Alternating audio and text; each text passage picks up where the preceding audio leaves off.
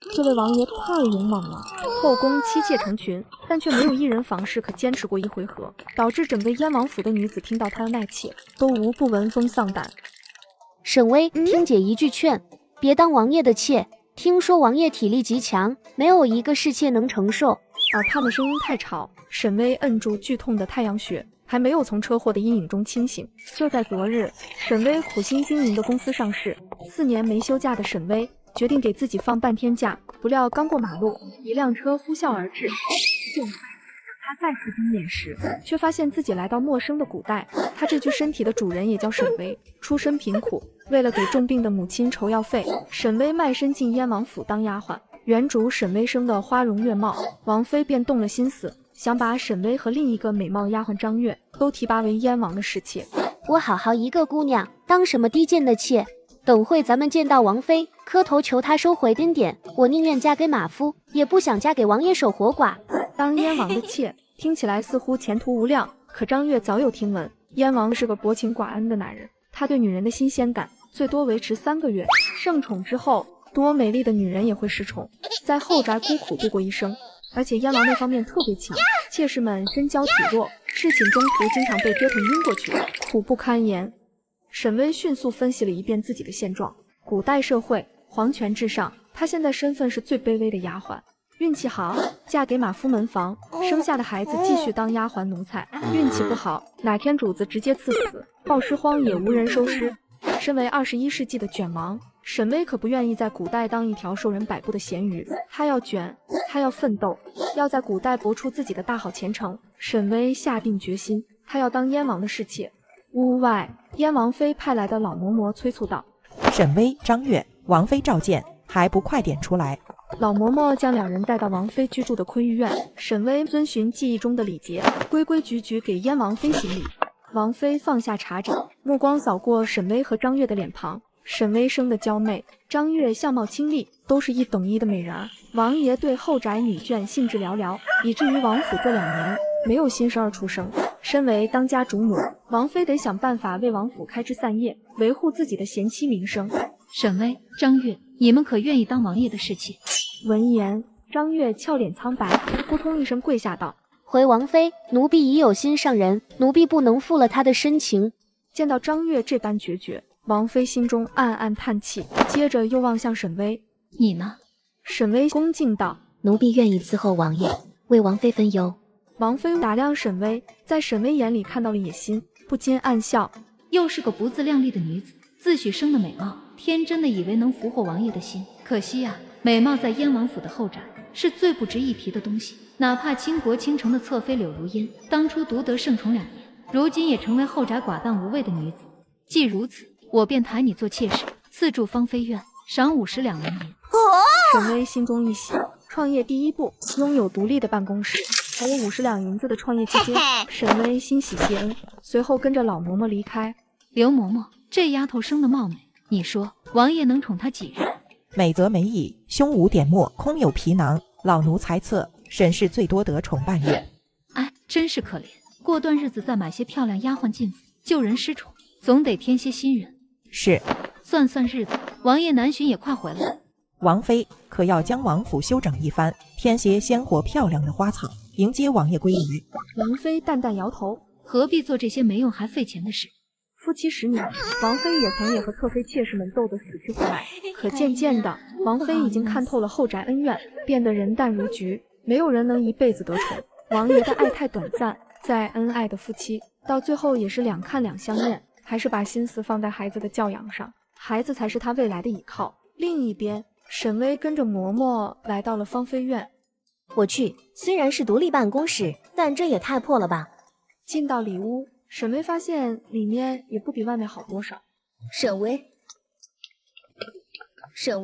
你这是往火坑里跳。去年王府里有个美貌丫鬟，主动伺候了王爷几日，便被王爷忘到脑后。那丫鬟前些日子疯了，跳水自尽，你都忘了吗？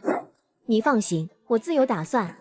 张月叹口气，同情又鄙夷，淡淡的说道：“好言难劝该死的鬼。行吧，我回画房干活了，你好自为之。”张月说完便转身离开，同时嬷嬷安排的2个丫鬟也到了。沈巍看着2人很是满意，在他们的服侍下，沈巍换好新的工作服，看着镜中的自己，沈巍很是满意。办公室有了，初始员工也有了，那么就由本卷王来给这后宫上点强度吧。上市公司女总裁沈巍因为车祸意外穿越到皇权至上的古代，为了前程，她甘愿成为燕王的侍妾。她要在这后宅选出自己的荣华富贵。要想拿下燕王这个素未谋面的目标客户，就得了解客户的喜好，知己知彼，百战不殆。我刚来王府，对王府还不熟悉，我问你们，王爷何时回来？彩萍和彩莲对视一眼，眼里流露出同情和淡淡的鄙夷。她们从小在王府里伺候，像沈巍这样的女子，她们见得多了。回主子，王爷1个月前带太子爷南巡，应待2日后回府。沈巍若有所思，毛笔刷刷的在宣纸上记录。王爷年岁多少？他的家庭关系是什么？他喜好是什么？他喜欢吃什么？他有什么日常爱好？彩莲闻言愣了下，忽然觉得眼前这位主子和以前那些空有其表的主子有点不同。王爷是当今皇帝的第2个儿子，今年20有8，后宅有1个正妃，有3个侧妃，做甘肃妃、侍妾和通房丫鬟。王爷喜欢骑马、射箭、读书。从中午到黄昏，沈巍获取了彩萍与彩莲所了解的所有信息，除了王爷的信息，还把后宅其他侧妃侍妾的来历、京城名门的信息打听得清清楚楚。很好，感谢你们接受采访。沈巍将厚厚的宣纸整理好，他现在对王府已经有了大致的了解。晚饭时间到，后厨将芳菲苑的晚膳送了进来，2菜1汤，还算不错。沈巍美美吃了一顿，吃饱饭，沈巍绕着芳菲苑走了一圈，月光朦朦胧胧，他看着满院子的杂草、破旧的墙壁，眉头不由得皱起来。不行，必须得装修门面。沈巍打定主意，必须把芳菲苑改头换面，人靠衣装，马靠鞍，门面必须精装修。没有客户会愿意去一间破破烂烂的店铺。梳洗完毕后，沈巍回到寝室，观察着镜中新的自己，喃喃道：皮肤水分不足，身材太瘦，营养不良，体力极差。要想受宠，还是得下点功夫养好身子才行。今天最常听到的就是燕王那方面的能力特别强，那些娇弱的侍妾们无法承受他的恩泽，每次都在中途晕过去。空有其表，不能让客户满意，那客户自然就慢慢流失了。所以得努力强身健体，务必让客户满意、满足，这样才能长久。沈巍回到床榻，虽然丫鬟今天重新收拾整理了床榻，但看着还是非常磕碜。还得将卧室重新装修下，打造新颖的风格。沈巍心里叹气，脑海里浮现出各种各样的改造方案，慢慢合上眼睛，沉沉入睡。次日清晨，彩萍和彩莲准备去侍奉沈巍梳洗，却看到沈巍正穿着短打，绕着院子跑步，一张俏脸红扑扑，跑得气喘吁吁。彩莲十分惊讶，连忙掏出手帕：主子，您这是在……沈巍慢跑结束，接过彩莲递来的帕子擦汗，锻炼身体。身体是争宠的本钱，没有一副好的身体，怎么拿下目标客户？慢跑结束，沈巍又开始做深蹲，连续做了30个深蹲之后，才擦着汗去吃早膳。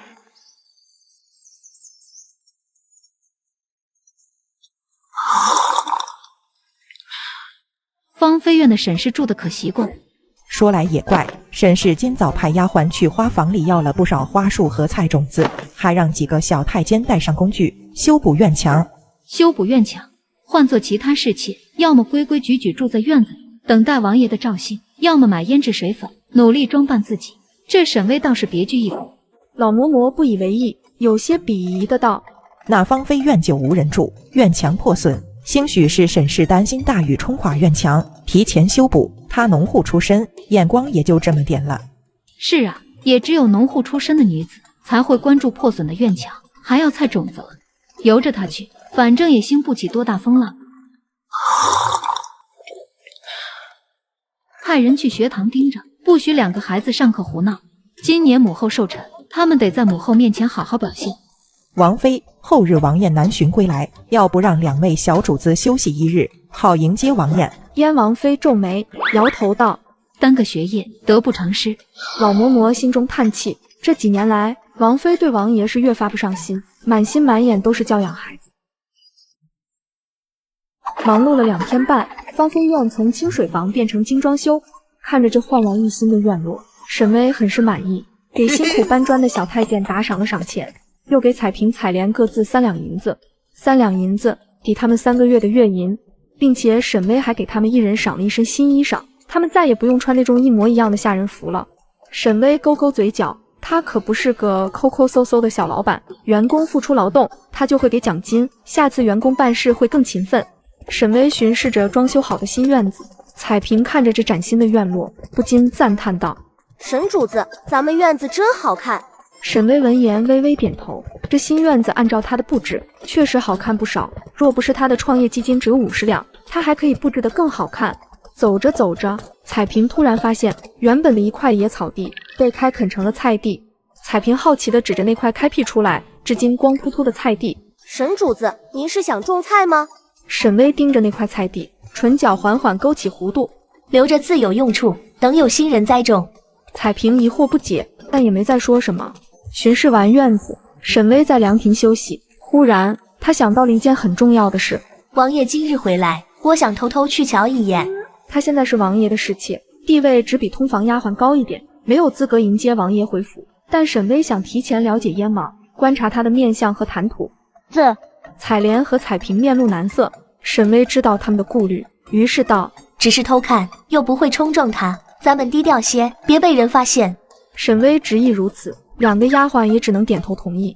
等待期间，沈巍在新书房中练习书法，他可不想当一个空有其表的花瓶，命运被别人掌控。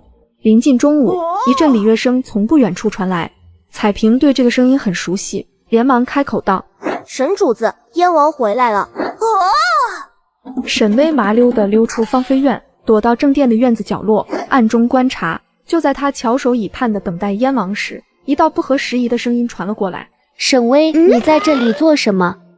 上市公司女总裁沈巍因为车祸意外穿越到皇权至上的古代，为了前程，她甘愿成为燕王的侍妾。她要在这后宅卷出自己的荣华富贵。沈巍，你在这里做什么？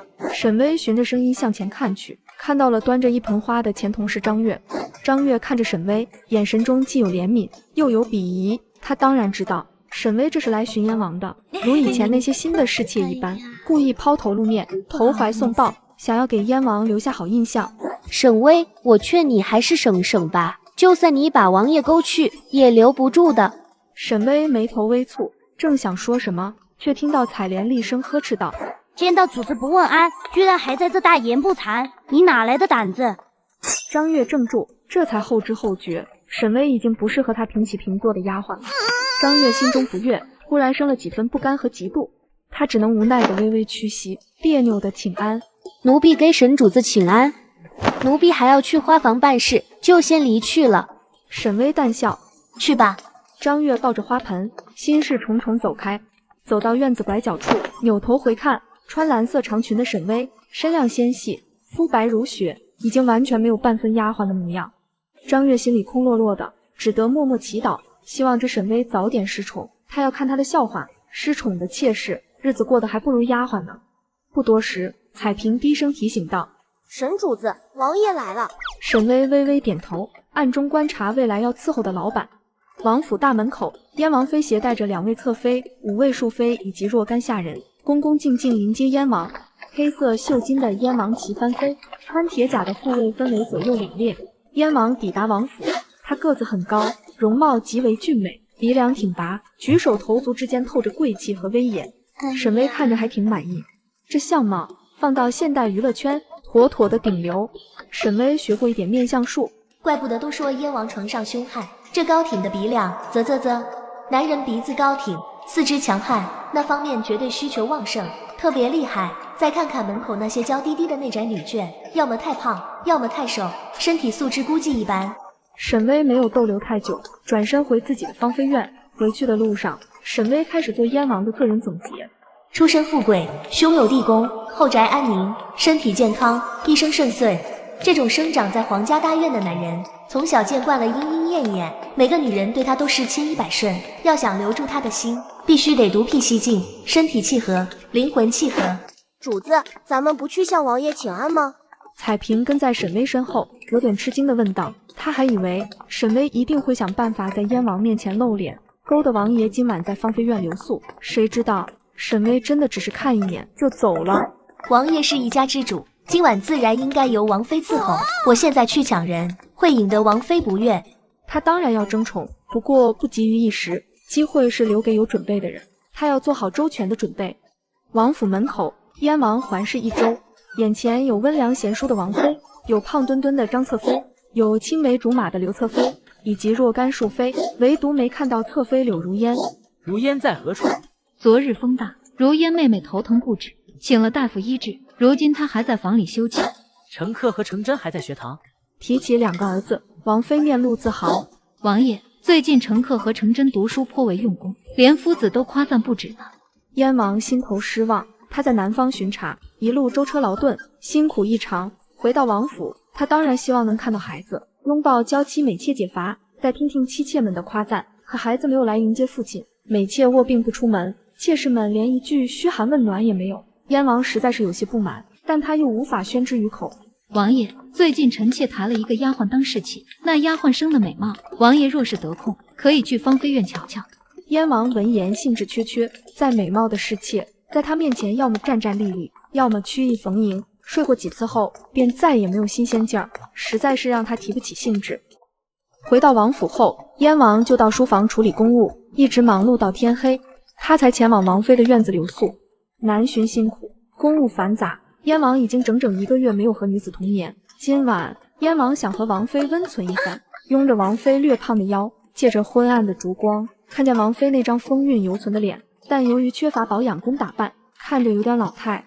王爷，王妃也许久没有和燕王温存，她娇羞的低头，软绵绵的靠在燕王怀里。不到半个时辰，王妃已经累得抬不起手。王爷，明日妾身还要去宫里拜见母后。王妃婉言拒绝燕王的再次求欢，说完便直接昏睡过去。燕王眉头轻皱，他看着昏睡过去的王妃，又低头看了眼还未消散的欲望，无奈的叹口气。后宅那么多的女人，竟没一人能让他满足。与此同时，芳妃院内2个丫鬟都已睡下，沈薇还在卧室里忙碌，为未来的事情做准备。她要让这个人人畏惧的燕王对她欲罢不能。这个女人太扫兴了。王爷指着天上的月亮说：“月亮真圆啊。”他却是一脸悲哀，语气像个文艺青年。人有悲欢离合，月有阴晴圆缺，月亮再圆，也有亏的时候。啊！当王爷指着盛开的梅花说道：“冬天的梅花真美。”他却是垂下美眸，语气悲凉地回道：“花开时美不胜收，花落时无人在意。一场雨，花瓣凋零，为时可怜。”啊！他为王爷宽衣，冰冷的手触碰到王爷的后背，王爷被冻得一哆嗦。王爷握住他冰冷的手，柔声道：“你手寒，让丫鬟打一盆热水泡手取暖。”他却是既有恼怒，又有悲哀的道：“王爷，您竟然嫌弃妾身啊！这种人，那神经病！”王爷无语，他只是单纯的想赏月看花，关心她的身体，他却是一而再再而三的扫兴。随着这种扫兴的相处越来越多，他对柳如烟失去兴致。看着王爷离去的背影，身旁的丫鬟忍不住嘀咕道：“主子，王爷难得来咱们七雪阁一趟，您怎么不留着他呢？看方向，王爷应该是去张侧妃那里了。”他却是喃喃的苦笑道：“愿得一人心，白首不相离，终究只是个梦。他嫌弃我手冷，却不知我手冷，心更冷。”丫鬟雪梅无奈挠头，转移话题道：“主子，春天到了，要不咱们在院子里种些别的花，兴许王爷看见了会高兴呢。”柳如烟淡淡摇头：“人人都想当盛开的牡丹，我为爱梅花高洁之姿。”这种人，那神经病！燕王离开柳侧妃的七雪阁，转到去了张侧妃的花香院。张侧妃本名张妙玉，是个憨憨的吃货。刚走到花香院门口，燕王便闻到一股浓郁油腻的肘子香味。王爷，张侧妃好像又在吃肘子。张侧妃还未出阁时就贪吃，后来嫁给燕王当侧妃更爱吃了，吃得越吃越胖，如今俨然成了一个小胖墩儿。燕王以前宿在张侧妃屋里，睡觉时总能闻到油腻的肘子香味，并且跟张侧妃花好的时候，胖胖的张妙玉重重的压在王爷身上。他又中了本王的腰。胖子很容易打鼾，燕王不止一次被张侧妃鼾声吵醒。燕王睡得不好，严重影响第二天的公务。渐渐的，他对这个胖乎乎的侍妾失去了兴趣。富贵小心询问：“今晚王爷要住在张侧妃处吗？”燕王捂着鼻子，阻隔油腻的肘子味。不去。说完，他便转身离去。张妙玉到花香院里，丫鬟吭哧吭哧跑进来。主子，刚才王爷来咱们院子，在门口站了一会儿就离开了，咱们要不要去追？张妙玉烫手握住一个香喷喷的大肘子，满不在乎地说：“不必了，王爷肯定是嫌弃我了。我娘说过，男人爱你就会无条件爱你的一切，无论你高矮胖瘦，男人都会喜欢。如果王爷真的喜欢我，他就不会介意我胖。”天色欲黑，燕王走了几步，愈发无聊，就准备回主屋，今晚独自就寝。跟在他身后的富贵转转眼珠，恭敬提醒：“王爷，芳菲院那边新住进了一位主子，听说相貌1等1的好，不如今晚去瞧瞧。”燕王闻言步子顿住，秉着来都来了的原则，打算去芳菲院看看。新人不同于府里的旧人，身上总有些鲜活。当然，按照燕王以往的经验，新人身上这点鲜活很快会被磨灭，沦为后宅普普通通的一员。西南处的10几个院子都是侍妾居住，燕王不太喜欢西南处的这些院子，稍显破旧。侍妾们虽然貌美，但他们的院子缺少打理，杂草丛生，寝殿内的装潢也单薄乏味。燕王来1、2次还能忍，天天来心里实在膈应。走着走着，燕王脚步顿住，在微缩的一众院墙里，看到别具一格的院落。院子门口高高挂着漂亮的彩色灯笼，月光下，院墙外粉色的蔷薇花一簇簇盛开，和周围昏沉沉的院子比起来，这简直像是仙境。燕王顿时来了兴致，好别致的院子，雪白的月光清朗，把小小的院落照亮。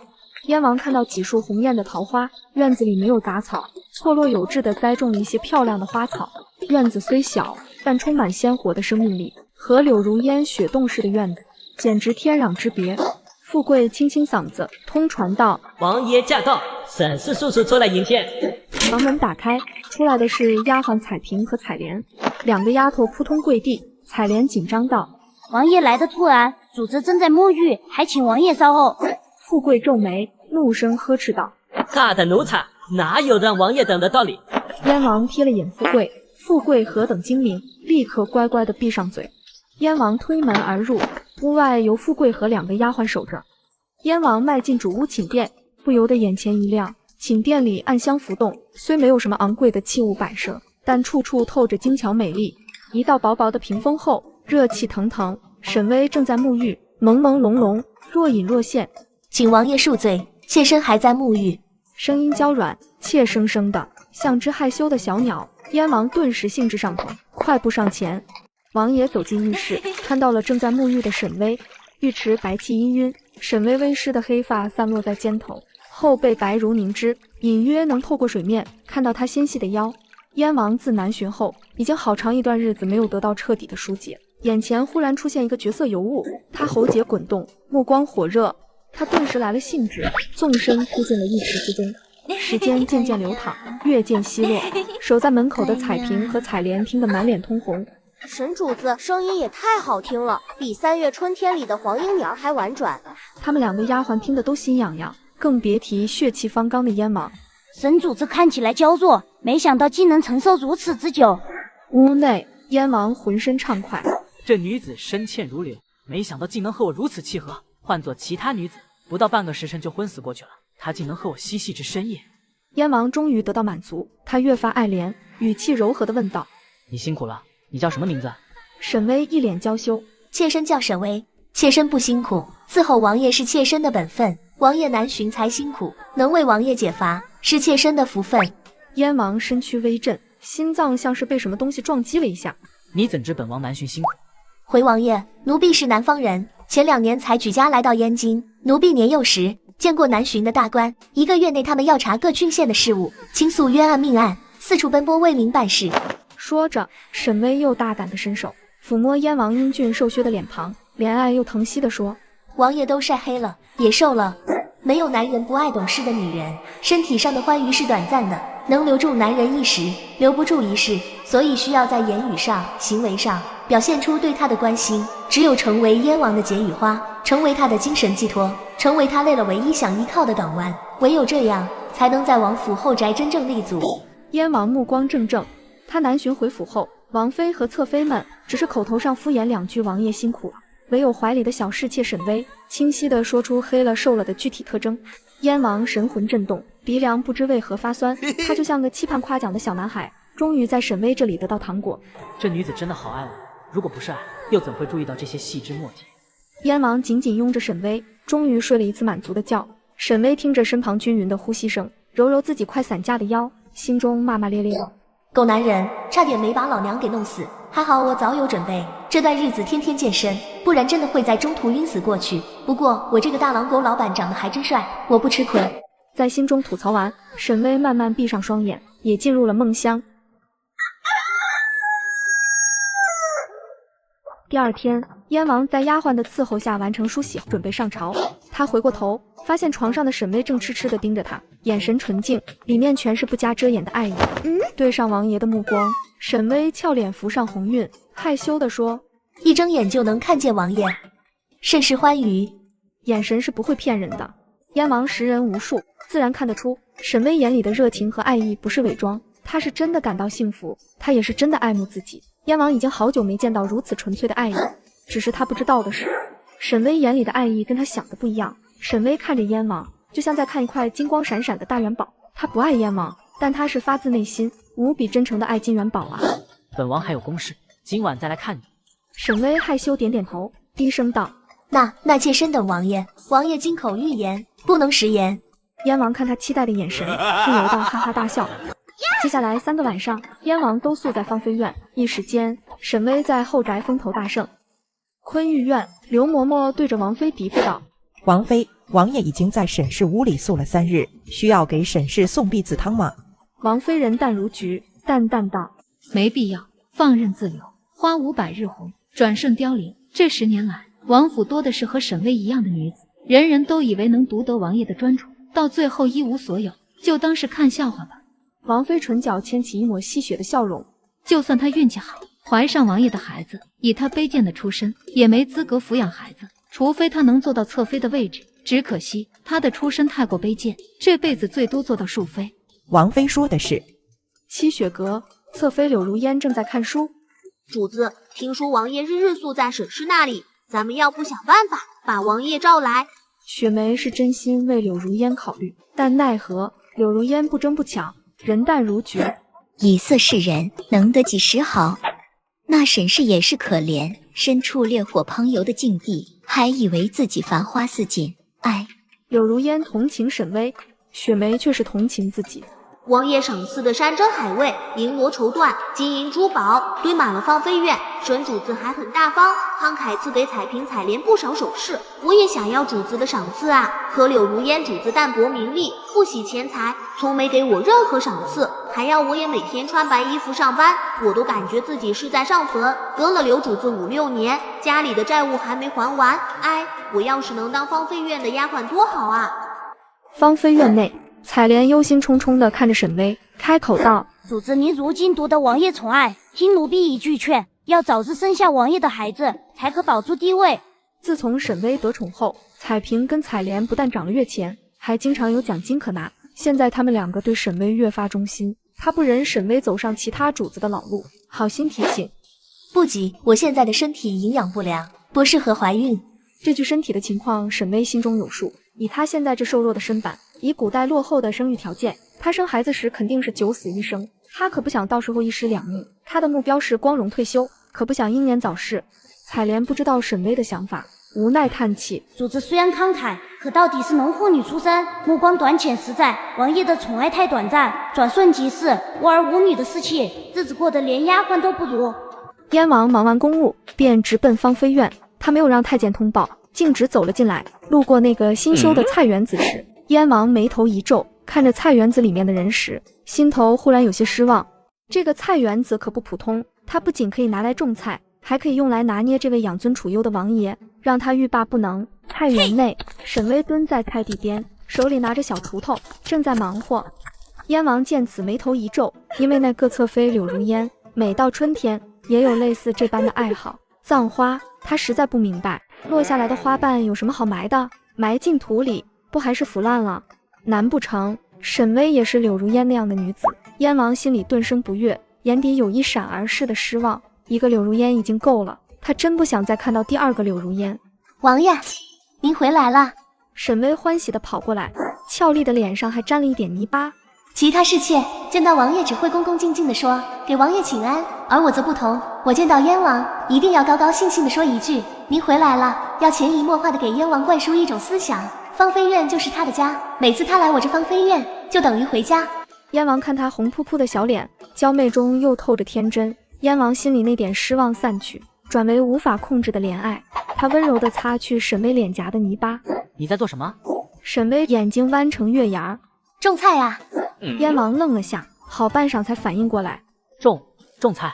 沈巍大大方方地牵着燕王的手，来到他开辟的小菜园。燕王低头看着俩人牵在一起的手，沈巍的手总是暖暖的、软软的、香香的，牵起来很舒服。王府后院的其他女人都是一个样，见到本王总是循规蹈矩，在床上也放不开，唯有她与众不同，会主动牵我的手，敬我、爱我，在床上不遗余力配合我，她真爱我啊！两人站在菜地，春泥新翻，沈巍已经撒下一些青菜种子，旁边还有没栽种的辣椒苗、茄子苗等等。妾身出身贫寒，年幼时和兄弟姐妹下地干活，看到院子里这块的空着，种花可惜，不如种点菜。按照我的分析，燕王替太子南巡，体恤民情，还晒黑了，这说明他不是那种酒囊饭袋的花花公子，他有政治素养，他知道农业对国家的重要性，所以在院子里种菜，不但不会引来他的反感，还会让他有新奇的感觉。果不其然，燕王兴致盎然。如何种？沈巍拿起小白菜种子往土里撒去，先撒种子，薄土覆盖，春天气候好，浇水施肥，青菜很快能长出来。这些茄子苗、番茄苗，挖一个小坑。沈巍絮絮叨叨给燕王讲解。末了，沈巍把2根菜苗递给燕王，笑容灿烂。王爷何不亲自试试，很好玩的。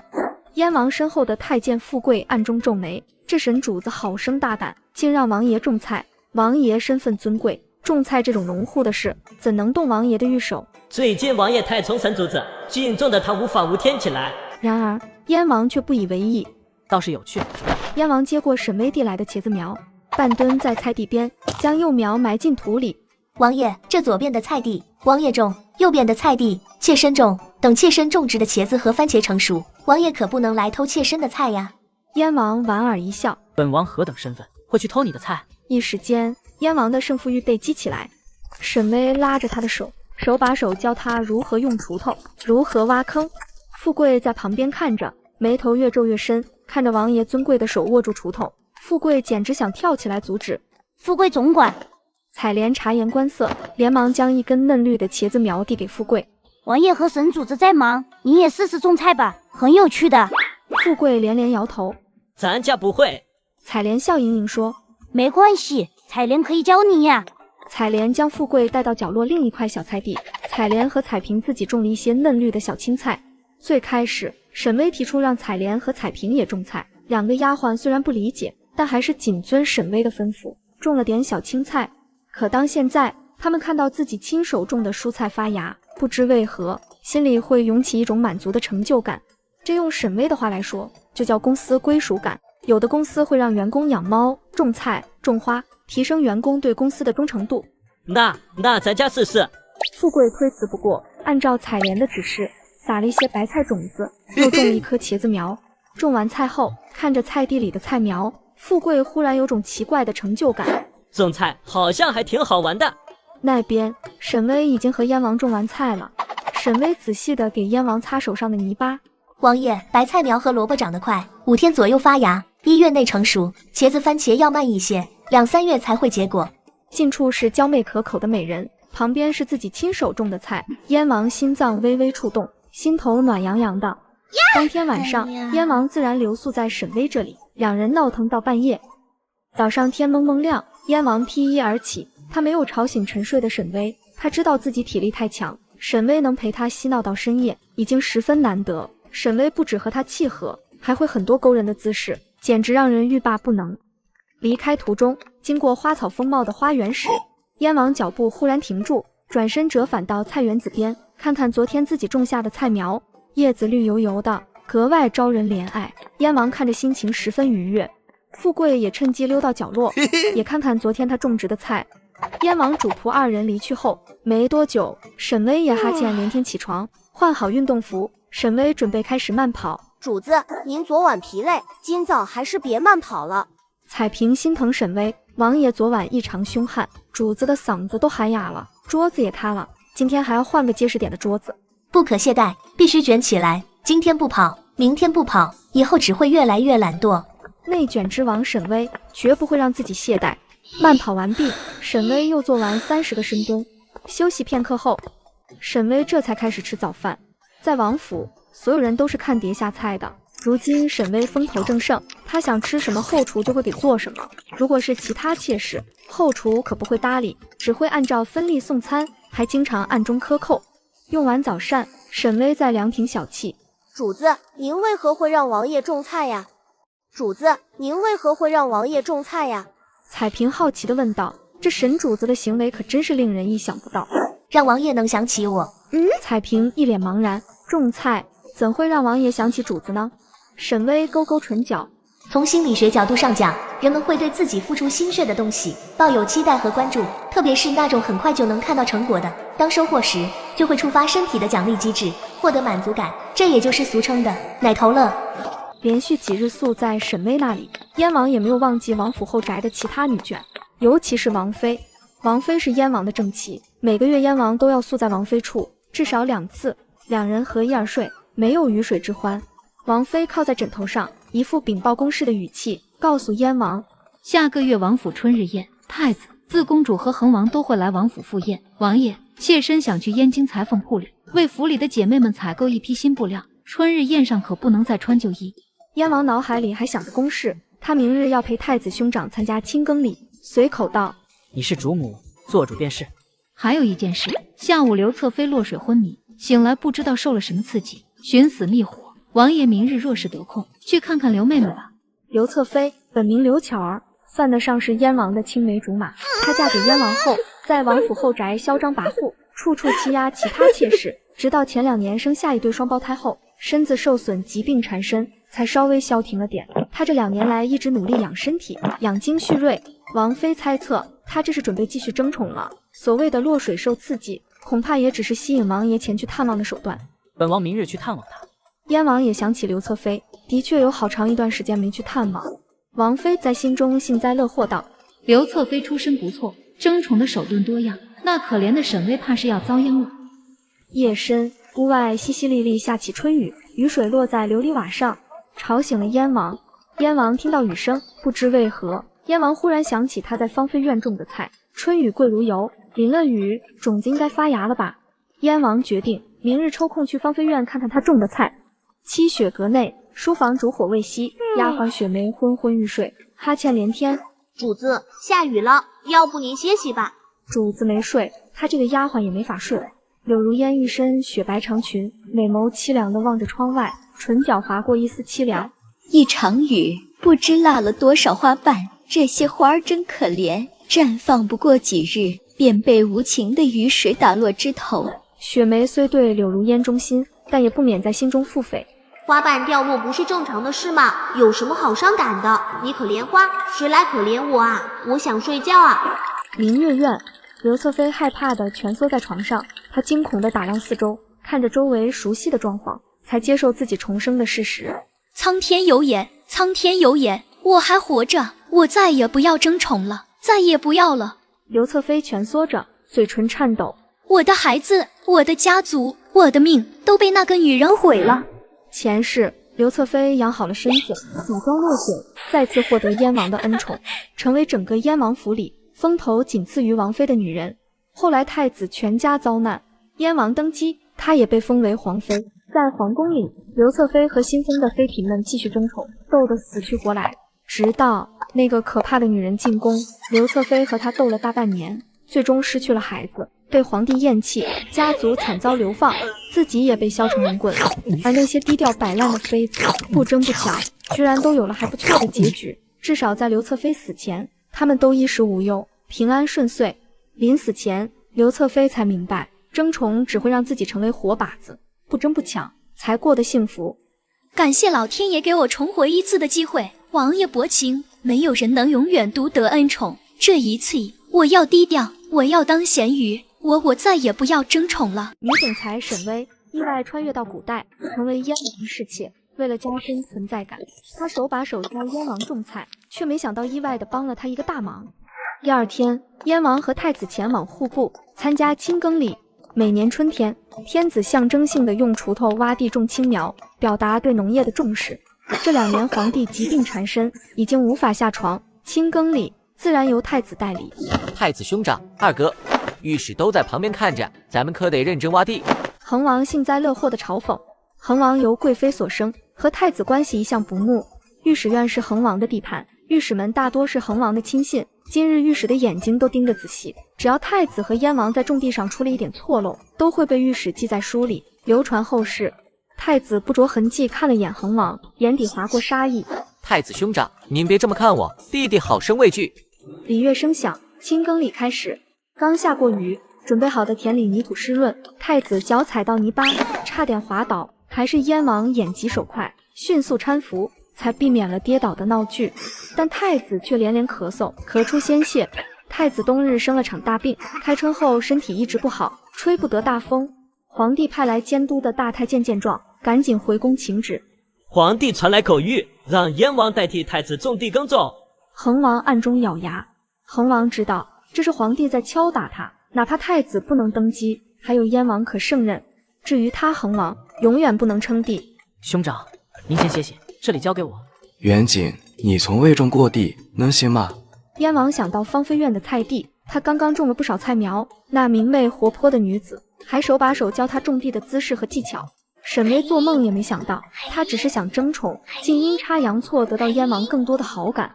燕王薄唇微勾，安抚道：兄长放心。礼乐升起，在百官的注视中，燕王代替太子进行青耕礼。御史们一个个眼睛睁大，不放过一丝一毫，想要抓住燕王的错漏，但他们都失望了。燕王握锄头的姿势特别标准，他挖地、栽种青苗，所有动作都没有错漏。百官惊讶，对燕王佩服之极，不愧是贤德的燕王啊！病弱的太子望着在种地的弟弟，眼里满是欣慰。他知道自己的身体撑不了太久，这晋国亿万民生基业还是要留给燕王的。礼乐声终止，青耕礼完美落幕。御史无错漏可挑，只得硬着头皮写下对燕王的夸赞之词。恒王气得牙痒痒，眸里一片阴沉。黄昏日暮，心情颇好的燕王回到王府，和王妃共进晚膳。今日青耕礼没有出错，全靠沈巍的帮助。他准备今晚去见沈巍，再去看看他种的小白菜和萝卜是否发芽，再和沈巍缠绵一番。王爷，晚膳桌上，王妃温婉地提醒燕王，那芳菲院的审视虽好，王爷也别忘了陪伴您的舅舅刘侧妃昨日落水，王爷应该好生关照才对。燕王不悦地看向王妃，道：本王宠谁，不需王妃安排。燕王不太满意王妃的态度，身为王爷，他想宿在哪里，想宠谁，都应该由他自己做决定。但王妃有时候总会用一种命令的语气指挥他，不像是他的妻子，更像是他妈，实在愉悦，令人不爽。王妃后背一寒，这才意识到自己的愉悦，吓得赶紧站起来。王爷，妾身知错。燕王起身离开王妃的院子。王妃双膝发软，差点摔倒在地。她搀扶住刘嬷嬷的手，眼里浮起凄然和悲凉。至亲至疏夫妻，王爷待她越来越凉薄了。燕王离开王妃的院子，径直往沈巍的芳菲院那边走去。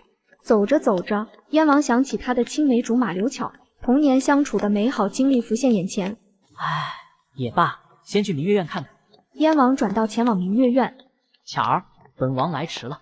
燕王主动上前，想要拉住刘侧妃的手，刘侧妃却是吓得后退。望着近在咫尺的俊美男人，刘侧妃后背冷汗涔涔。别看燕王英俊非凡，温柔缱绻，他登基后的手段实在可怕。前世刘侧妃被污蔑偷人，被污蔑陷害皇子，燕王看他的眼神比深渊还可怕。男人无情无义的生物，危险的男人更要远离。王爷，妾身身体还未恢复，今夜恐怕不能伺候王爷。本王今晚只陪陪你，不做其他。燕王见自己的女人，自然不全是为了鱼水之欢，也可以盖着棉被纯聊天。刘侧妃闻言更加恐惧，她知道自己的魅力，只要她想，王爷肯定会宠她。可前世可怕的经历历历在目，她不能再出风头了。王爷，妾身身体实在难受，还请王爷前往别处。刘侧妃鼓足勇气，再次拒绝燕王。燕王脸色一寒，他深深看了一眼刘侧妃，刘侧妃浑身发抖。燕王何等聪慧，自然看出刘侧妃的故意疏远。人的容忍度是有限的，他关心刘巧，自然也希望从刘巧这里得到回应。但他的这番行为，把燕王心里对他的最后一点情谊也都彻底消磨殆尽。也罢，你既然病弱，便好生养病。说完，燕王便拂袖离去。待他走远，贴身丫鬟才走过来，好奇地问道：“主子，您为何要赶走王爷呀？看王爷离去的方向，又是芳菲院，那沈氏最近春风得意，咱们该好好挫挫他的锐气。”刘侧妃唇角划过嘲讽：“沈氏现在虽是春风得意，可将来摔下来，只会更惨。”刘巧觉得，只要他愿意，肯定能轻松夺回燕王的心。他和燕王多年情谊，不会因为一个刚冒出来的沈巍消失。他记得清楚，前世这出身贫寒的沈巍是得到了燕王的宠爱，但也仅仅持续了1个月。哪怕他不出手，沈巍也风光不了几日。离开明月院后，燕王越想越气，他对刘侧妃不薄。刘侧妃病重的这2年里，燕王还特意派了宫里的御医为她治病。如今刘侧妃病好了，竟变得这般刻薄。燕王身为皇子，天生尊贵，竟被一个侧妃甩脸子。他眸色阴沉，吩咐富贵降低明月院的分量，按侍妾的标准送。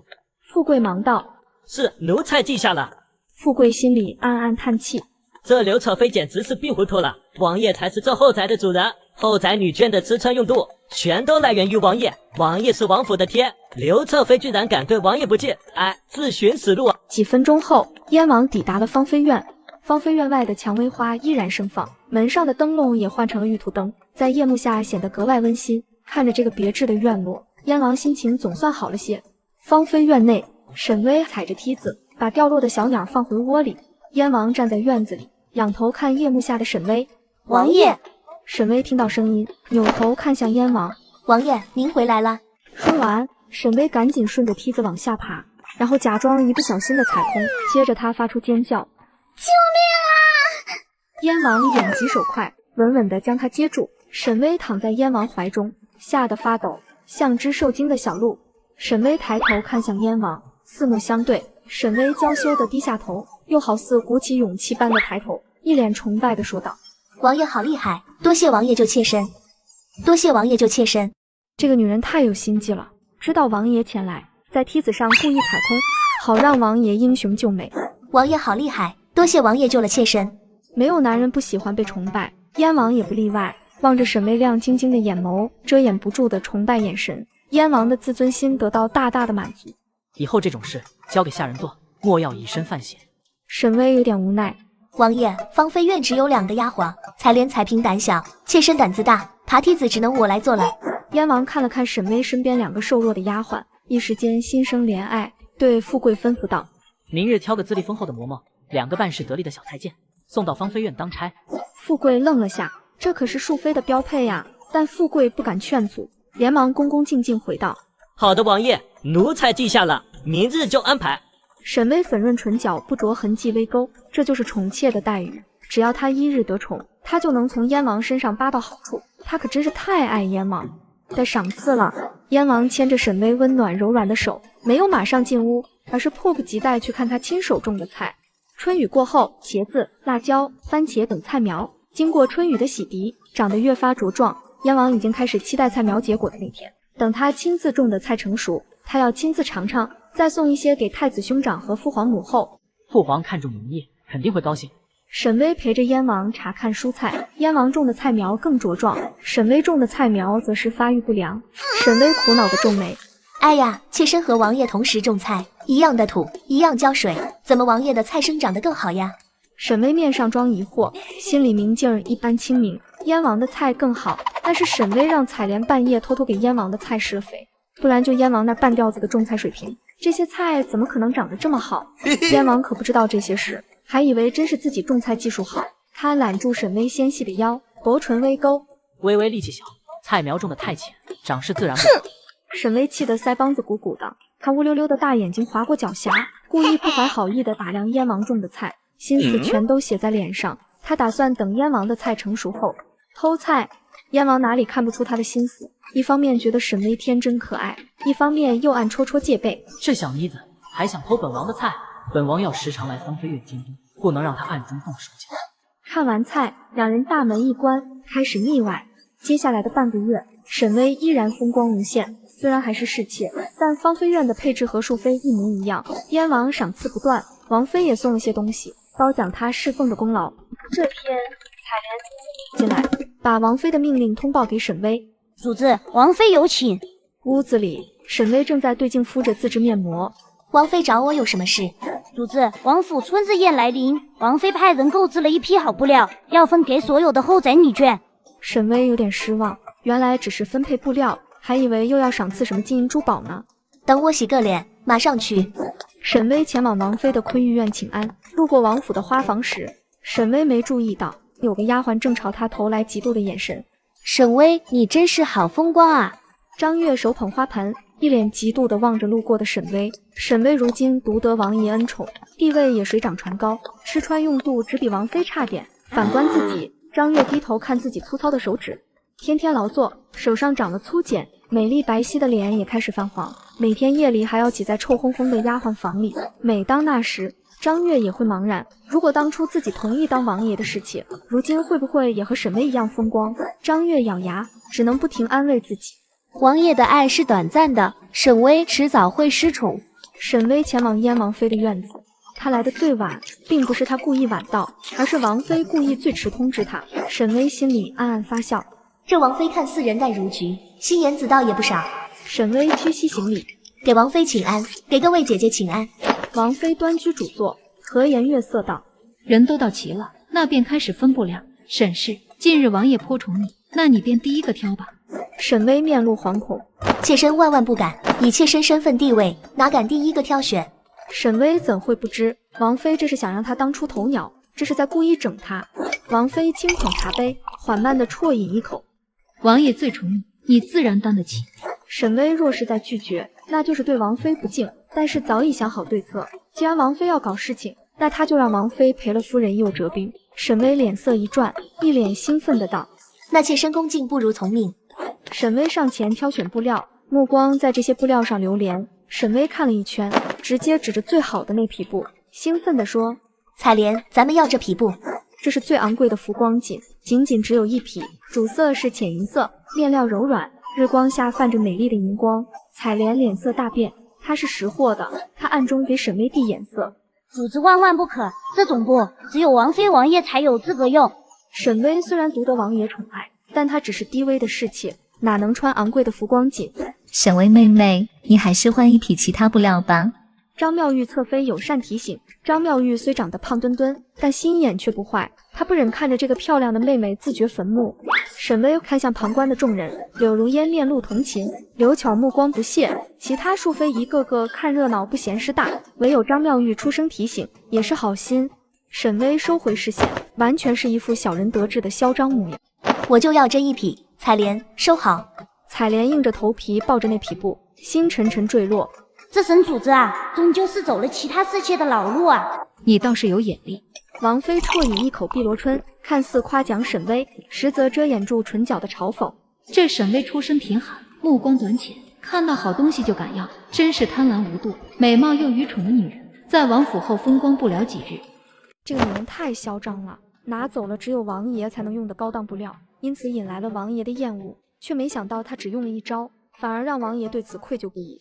晚上，燕王来王妃这里用晚膳，桌上王妃向王爷汇报今日分发布料的事。就在提到沈巍时，一旁的刘嬷嬷一脸愤懑地说道：“王妃，您看得下去，老奴可看不下去。那沈氏仗着王爷的宠爱，今日第一个抢布料，还拿走了最好的布料，这事根本没把您跟王爷放在眼里。”王妃一拍桌子，冷声呵斥道：“大胆奴才！我跟王爷聊天，哪有你说话的份？自己下去领罚。”王妃，奴才认罚，但是那沈氏确实做得太过了，奴才心直口快，还望王爷、王妃恕罪。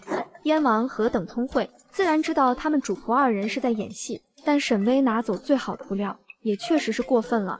王妃笑盈盈地劝道：“王爷，你也别怪沈氏，她出身贫苦，所以看到好东西就占为己有，也能理解。”燕王脸色瞬间冷下来，他不由得开始反思，最近自己是否太纵着沈巍了？一顿晚膳吃得满肚子的火。你去打听下，今日沈巍是否第一个挑布料拿走了浮光锦？富贵办事利索，找人问询一番，这才回去禀报。王爷的确是这样，那浮光锦价值颇高，三主子喜欢也是人之常情。燕王垂下眼眸，心里涌起一丝淡淡的厌恶。贪婪骄纵，没有规矩。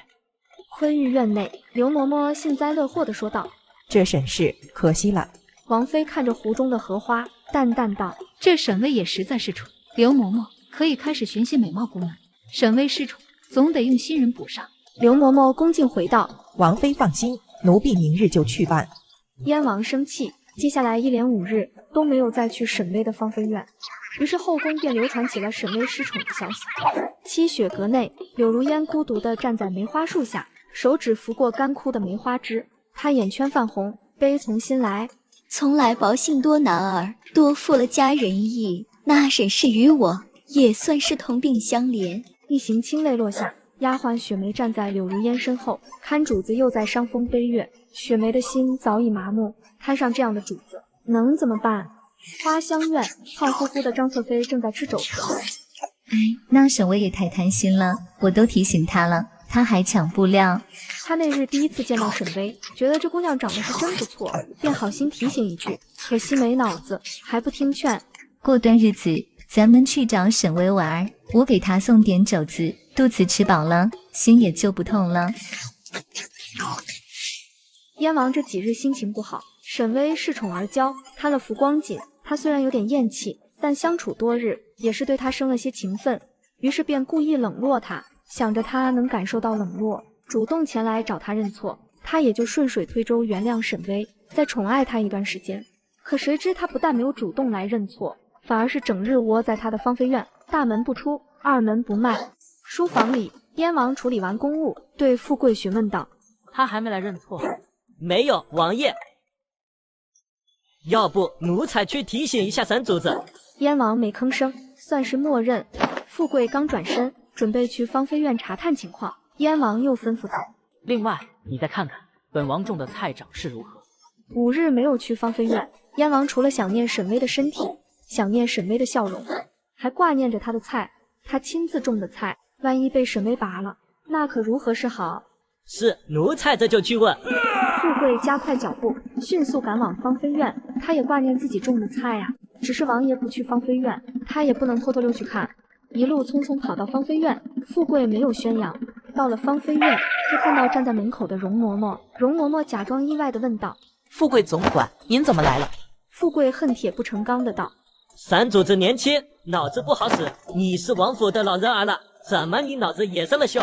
还不赶紧让三主子打扮一番，去书房给王爷请罪。那浮光锦价值千金，唯有王爷和王妃能用。三主子胆大包天，你们这些奴才也不知道劝着。”容嬷嬷50出头，头发灰白，满眼的精明。她一脸遗憾地说：“沈主子病了，暂时没办法见王爷。”富贵愣住，病了。容嬷嬷无奈点头：“是啊，主子得了那匹价值千金的浮光锦，熬了几个通宵夜给王爷做衣服，衣服刚做好，人就病了，现在还躺着呢。”富贵还有点懵，却见容嬷嬷将一个袋子塞了过来，还不快去通报王爷？富贵豁然开朗，又掂了掂手中的袋子，不由得夸赞道：“这三主子好生聪慧，你跟了三主子，将来前途无量啊！”沈巍抢了浮光锦自用，王爷会觉得他恃宠而骄；但如果沈巍抢了浮光锦是为了给王爷做衣服呢，那王爷只会认为自己是误会了沈巍，对其心生愧疚，日后更加怜爱他，好一招化被动为主动。容嬷嬷笑盈盈道：“还要谢谢富贵总管，给奴婢安排了这么好的差事。”容嬷嬷目送富贵离去，她唇角的笑容越来越大。身为王府的老嬷嬷，容嬷嬷自然慧眼识珠。她当日第一次见到沈巍，就知道这女子聪慧过人，未来前途无量。不多时，燕王踏着夜色匆匆赶来芳菲院，还带了个太医。时隔5日，燕王再次踏入芳菲院，他健步如飞，迅速冲进屋子里。沈巍此刻躺在床上睡觉，巴掌大的小脸苍白异常，看起来很憔悴，眼底有淡淡的黑眼圈。燕王握住他的手，看到他白皙细嫩的手指上有几个很明显的针眼，显然这些针孔是沈巍给他做衣服的时候被针扎的。微微，燕王凝视着沈巍的面容，心情极为复杂。采莲扑通跪下，哽咽地说：“王爷，我家主子这几日昼夜不停，一直为王爷做衣裳，说要给王爷一个惊喜。奴婢劝主子去睡觉，他怎么也不肯，于是就把身子给熬坏了。”太医给沈巍把脉，燕王则是站在一个衣架前，衣架上挂着一套华美的男子衣服，只看一眼他就知道这件衣服肯定合身。他从未问过本王的腰围尺寸，居然能做出如此合身的衣服。感动、愧疚、喜爱、欣慰，燕王百感交集。这一针一线全都是微微的心意，而我居然还以为微微贪婪骄纵。一时间，燕王心头被愧疚侵袭，他差点辜负了一个全心全意爱他的姑娘。这件衣服虽轻，但燕王却觉得这件衣服有万斤之重，因为这上面有一份沉甸甸的爱，无比珍贵。燕王无声无息之间完成了自我攻略。太医把完脉，禀报燕王：“回王爷，沈主子身体虚弱，内亏有损，有轻微低烧，微臣立刻开一副药方，为沈主子治病。”燕王催促：“快歇去。”采莲跟着匆忙离开的太医去抓药，而其他下人也识趣的退下。屋子里只剩下昏睡的沈巍和燕王。燕王坐在床头，握住沈巍纤细的手，喃喃道：“你是第一个亲自为本王做衣服的女人。”身为大庆皇子，他的衣服全都由皇宫的上服局准备，连他的母后、他的嫡妻也从未替他做过衣裳。沈巍是第一个。看着沈巍憔悴的面容，燕王心中暗暗发誓：“微微，你放心，本王绝不负你，绝不。”沈巍还生着病，燕王怕打搅到他休息，只是坐了一会，就带着那一身衣服离去。走之前，他再三叮嘱丫鬟太监们好好照顾沈巍。王爷走后，没过多久，流水一样的补品就送到了芳菲院内。次日清晨，沈巍打着哈欠起床，这一觉睡得真香。生病，生什么病？那些全都是他装的。太医检查出他的身体不好，那是他这具身体的救急。燕王的那身衣服，他就提供了3尾。至于衣服的裁缝、绣制，全都是容嬷嬷、采薇和彩萍合作完成的。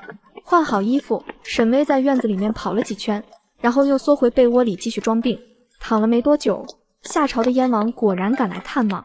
王爷，沈巍虚弱地睁开眼，他面容雪白，黑发散在枕头上，正是娇花一样的年龄，生病的容貌格外招人怜悯。燕王握住他的手：“微微，可好些了？”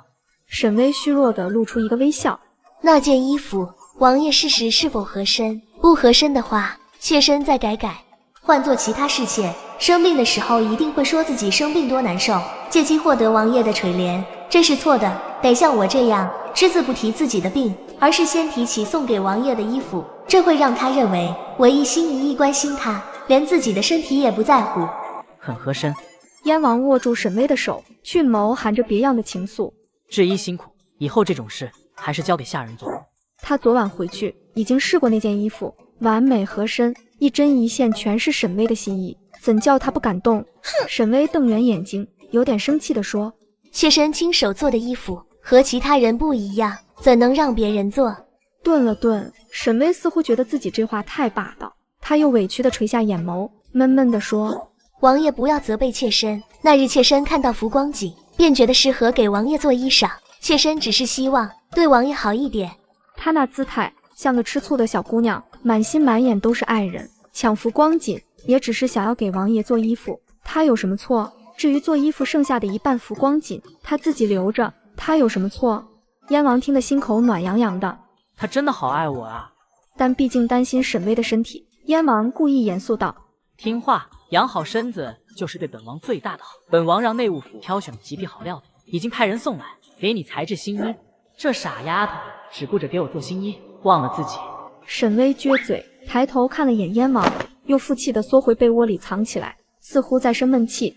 被窝里，沈巍嫌弃地翻白眼：“老娘演的好假啊，得熏死老娘了。”被窝外，燕王宠溺的微笑，吃醋又傲娇，真可爱。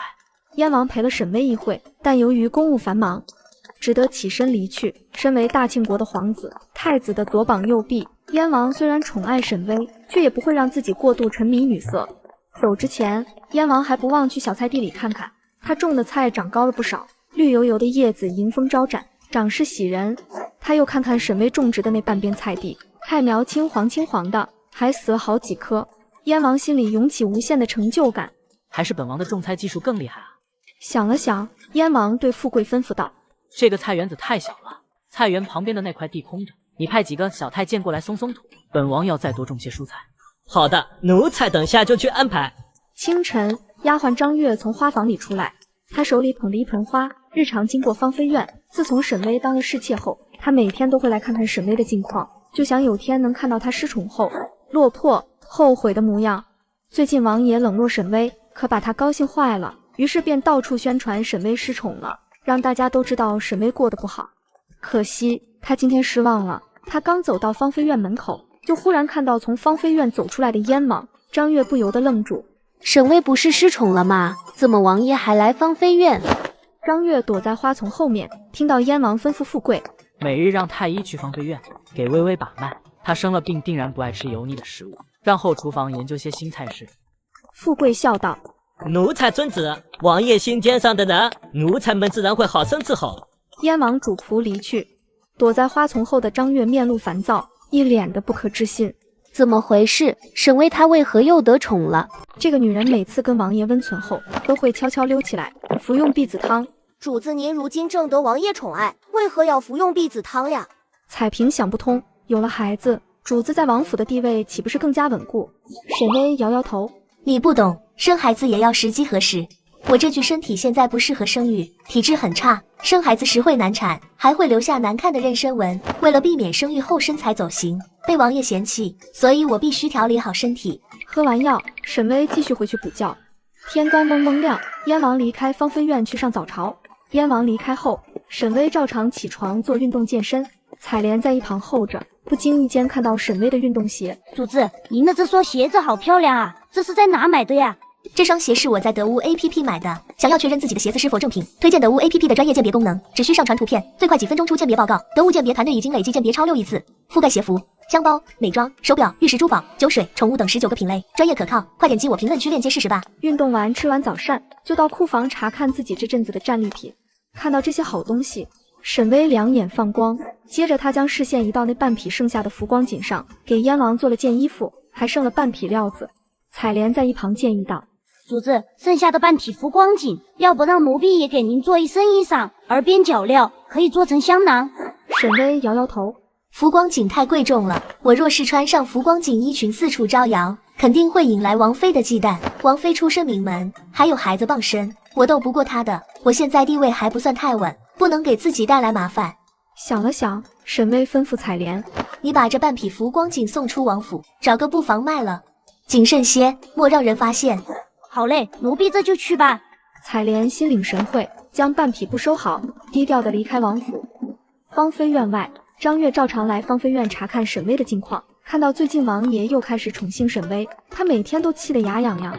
快到芳菲院，张月发现丫鬟彩萍提着一包东西出来，东张西望，鬼鬼祟祟的。张月顿时来了兴趣，悄悄地跟在彩萍后面，想看看她在搞什么鬼。彩萍来到一处荒草地，这片荒草堆常有狸猫出没，几乎无人探访。彩萍悄悄倒完药渣就走，以为自己做的天衣无缝，殊不知张月在草丛中蹲候多时。彩萍走远后，张月悄悄钻进荒草丛里，看到里面残留的药渣，张月皱眉，倒药渣搞得神神秘秘的，难道这药有问题？他将药渣收集好，悄悄离去，打算出王府找大夫问问，如果让他找到沈巍的错漏，他就趁机落井下石。沈巍啊沈巍，这最好别是什么把柄，不然，哼哼。这个女人太聪明了，被人发现偷偷服用婢子汤，这本来是要被打入冷宫的罪过，她只用了一招，就让王爷不怒反爱，更加的宠溺她。采莲按照沈巍的指示，带着半匹浮光锦，低调地前往燕京最有名的望风布行。经过一番讨价还价，这半匹浮光锦卖到1000两银子。采莲收好银票，按照沈巍的叮嘱，低调地绕着街头走了几圈，才悄悄地回到王府。没多久，一位大腹便便的华服中年男人走进望风布行。此人是恒王府的管事，他语气倨傲：“掌柜的，把最好的布料拿出来。”话刚说完，他就一眼相中那半匹浮光锦。下个月，燕王府举办春日宴，恒王也在受邀名单里。恒王和燕王一向不和，于是派他来采购最好的布料。恒王要穿着最华贵的衣服，在气势上碾压燕王。我要这匹布，不对，怎么是半匹？布行掌柜毕竟精明，笑嘻嘻解释道：“今年制作浮光锦的产地受灾，能有半匹浮光锦已经不错了。”闻言，管事也没有多想，付钱买下了这半匹布。燕王府，采莲怀揣着1000两银票，低调地从后门进入王府。走着走着，采莲忽然看到花房的丫鬟张月，张月手里捏着一包东西，鬼鬼祟祟地东张西望，然后偷偷地离开王府。采莲暗中皱眉。自从沈巍搬到芳菲院后，采莲好几次在院子外碰到张月。采莲一向是个胆大心细的姑娘，她隐隐觉得不安。张月鬼鬼祟祟，仿佛在窥伺芳菲院。于是乎，采莲偷偷地跟上张月，看到张月跑到燕京的一个药铺，待了好久才出来。张月走后，采莲走进药铺，对着药铺的一个伙计问道：“刚才进来的那个丫鬟，她来这做什么？”采莲跟彩萍经常来这采购药材，所以跟这个伙计也算认识。伙计回答道：“采莲姐，刚才那个丫鬟拿来了一副熬过的药材，据我辨认，那副药材是避子汤。”采莲闻言眉头微皱，道了一声谢后就匆忙赶回王府。回到芳菲院，采莲将1000两银票交给沈巍，又凑到沈巍身旁，轻声说道：“主子，今天我看到张月鬼鬼祟祟的前往燕京的药铺，拿了一副熬过的避子汤药材，给店里的伙计辨认。”张月经常来芳菲院窥视，这件事彩萍早就跟他说过了。这几天燕王都只宿在他的芳菲院，所以这副避子汤的药渣很有可能就是他的。妾室偷偷服用避子汤，若是被燕王知晓，恐怕又是一场腥风血雨。主子，咱们必须早做防备。采莲也猜得8九不离10，忧心忡忡地提醒道。沈巍摸摸下巴，思索片刻，便想到了对策。没事，王爷说过今晚会来芳菲院，到时候你们准备好避子汤，我自有办法。到了晚上，燕王果然来了芳菲院，两人闹腾到半夜，才双双歇下。半夜，沈巍翻身下床，与平时的小心翼翼不同，他这次的动静比较大，以他以往的经验，足以让燕王醒来。不出沈巍所料，燕王睁开了眼，看到沈巍鬼鬼祟祟的样子，不禁心生疑惑。燕王正准备起身查看一下，却听到沈巍细小的声音传来：“嘘，不要惊扰王爷。”燕王心思一动，好奇沈巍半夜起床做什么，他故意装睡，竖起耳朵听。采莲拿着沈巍喝完药的空碗，小声道：“主子，您深得王爷宠爱，应该借机怀孕，怎能每次都喝避子汤呢？”装睡的燕王听到采莲的话，内心顿时翻江倒海。什么？沈巍居然偷偷喝避子汤？刹那间，燕王内心极度失望和愤怒。扪心自问，我待沈巍极为不错，宠他怜他，可他居然不愿还我的孩子，难道他对本王的爱都是虚假的？一时间，燕王对沈巍失望至极，他正欲起身质问，却又听到沈巍温柔又无奈的声音：“采莲，我深爱王爷，自然愿意为他生儿育女。可我出身贫寒，身子孱弱，此时若是怀孕，将来生孩子必定一尸两命。”一滴清泪落下，在这落针可闻的房间内，如同一声惊雷。我想养好了身子，再为王爷生儿育女。我想活得更久一点，我想陪王爷度过一生。沈巍不装了，摊牌了，他选择直白地告诉燕王真相。他服用避子汤，那是身体不好，只有养好身体，才能陪王爷日久天长，为他生儿育女。狗男人听清楚了没有？老娘可是个深情的女子呢，惊不惊喜，意不意外，感不感动？感动了就抓紧多送点补品，金银财宝什么的，好好犒劳犒劳老娘。采莲一脸心疼地表演道：“主子，您不像王府其他的主子，您没有靠山，服用避子汤的事，万万不能让王爷知晓，否则他一定会误会您，到时候您失去了王爷，在这后宅可就艰难了。”燕王听到他们的对话，内心有些愧疚。原来沈巍服用避子汤是为了我呀！除了愧疚，燕王更多的还是感动。他也知道女子生育是道鬼门关，就比如那养尊处优的刘侧妃，生了孩子后身子受损，足足养了2年才痊愈。而沈巍农女出身，身体本就虚弱，生孩子只会更困难。她无背景无靠山，明明现在可以靠怀孕站稳脚跟，但为了能和我长久相处，竟冒着风险选择服用避子汤，我竟然又误会她了，真该死啊！主子您放心，奴婢办事周全，避子汤的药渣都扔在荒地里，肯定不会被发现的。沈巍欣慰点头，你先退下吧。采莲带着药碗，轻手轻脚离开。沈巍回到床上，燕王还在装睡，他隐约感觉到沈巍似乎在打量他。接着，她只觉得额头一湿，传来温热好闻的气息。是沈巍在偷偷的亲我。燕王还沉迷在刚才那温热的触感中，却是听到沈巍小声的嘀咕：“我想和王爷过一辈子，老天保佑，让王爷一生平平安安。”沈巍说这句话的时候，内心却是这样想的：我想跟着坐金山过一辈子，老天保佑，让我跟着坐金山一辈子平平安安。辛辛苦苦演完戏，困意上头，沈巍窝在燕王怀里，很快睡了过去。不知过了多久，装睡的燕王缓缓睁开眼睛，他一双凤眸久久落在沈巍脸上，心潮澎湃。这些年来，他已经习惯了王府后宅一潭死水，习惯了王妃和侍妾们的寡淡和趋炎附势。冷不防，突然冒出一个沈巍，她美丽又单纯，她聪明又热烈，像一团蓬勃的火焰，照亮了他李元景的世界，让他突然有种想要呵护他一辈子的念头。然而，坤玉院内，丫鬟张月战战兢兢跪在地上，已经将沈巍服用婢子汤的事都告诉了王妃。王妃静静地听完，脸上没有展露出任何神。坤玉院内，丫鬟张月战战兢兢跪在地上，已经将沈巍服用婢子汤的事都告诉了王妃。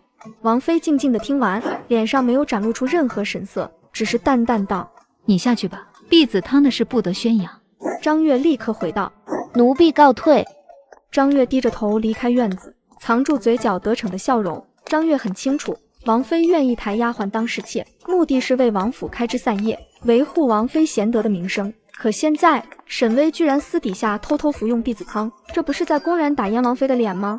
燕王妃岂能容下沈巍？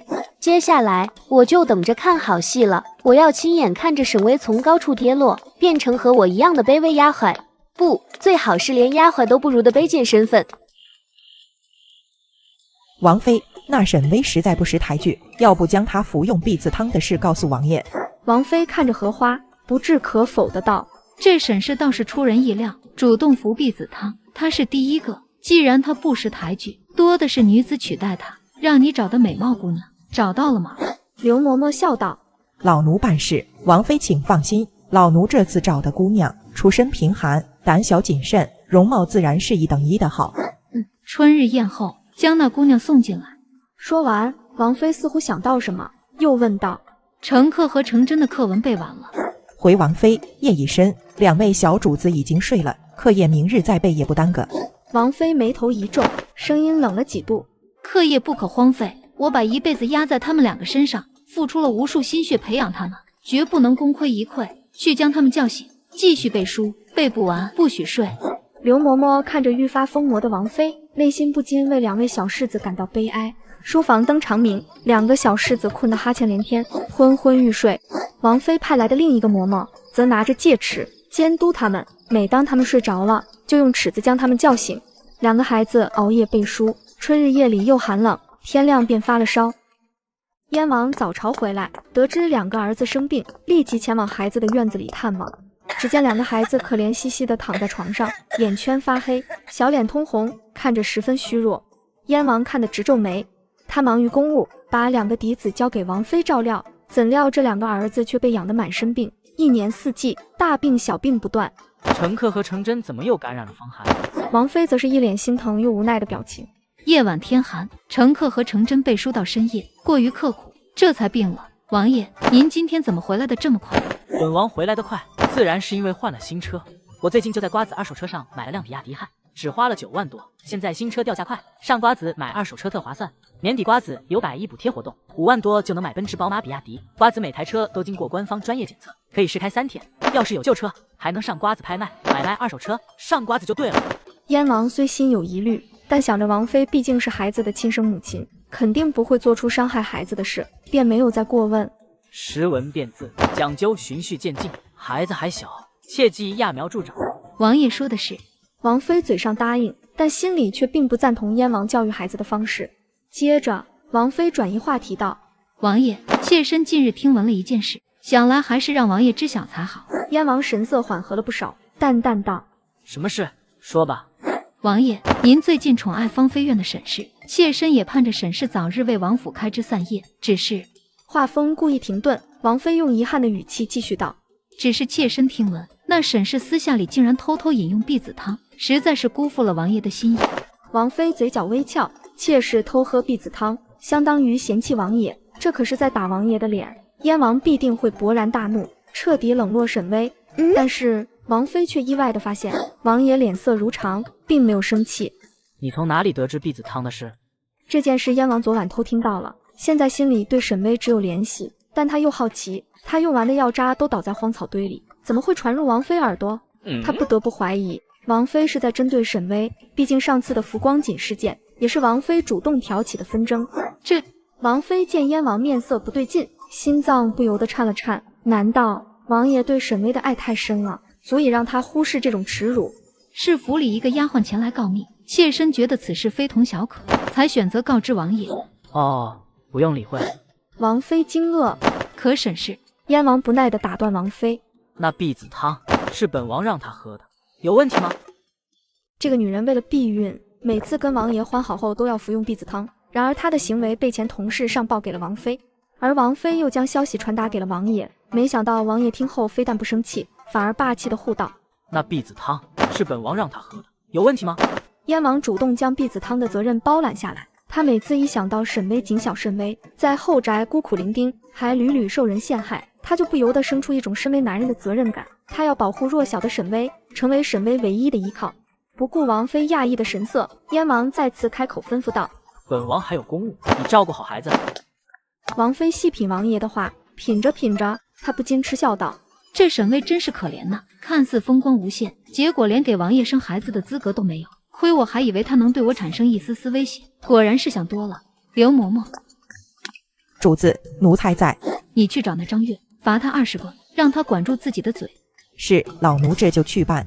刘嬷嬷走后，王妃又拿出2本书，在床边给他们念了起来。虽然他们还在生病，但若是能听进去2句，也是不错。王府后院，张月正在洗衣服，洗着洗着，她不禁落泪。她原是商户女，从小衣食无忧，奈何家族没落，她被迫卖身进王府，成为最低贱的丫鬟。本来她可以安心当个丫鬟，可沈巍的风光却如尖刺一般扎进她心里。张月还在走神，刘嬷嬷却是带着2个魁梧的护院走了进来。刘嬷嬷锋利的视线一扫，看到洗衣服的张月，刘嬷嬷厉声道：抓住他，打20棍。张月还未反应过来，就被护院按在行凳上。20棍打完，张月脸色苍白，她有气无力地问道：刘嬷嬷，为何要打我？说了不该说的话，活该被打。张月再也承受不住，两眼一黑，晕倒过去。待张月子醒来时，已经是深夜。感受着身上传来的痛楚，张月心里不禁生出几分悲凉。在王府，他们这种下人的命就如同草芥，不值一提。运气真好，居然没死。既然没死，那就喝了这碗汤药上午。沈氏服用婢子汤的事，就随着你的死亡烂在地狱里吧。张月看着刘嬷嬷，此刻的她就像是一个索命的无常一般。张月求生欲爆棚，她疯狂摇头，脑子里不停思索活命的方法。终于，她似乎想到什么。刘嬷嬷，求您饶我一命，我愿意侍奉王爷，我愿意当王妃的一条忠犬，我会比沈巍还要听话。听着张月的求饶，刘嬷嬷若有所思。这丫头相貌确实不错，刚好王妃要惹搜罗年轻貌美的女子，这张月有把柄在王妃手上，若能为王妃所用，倒也会是条好狗。算你运气好，生了张漂亮的脸蛋。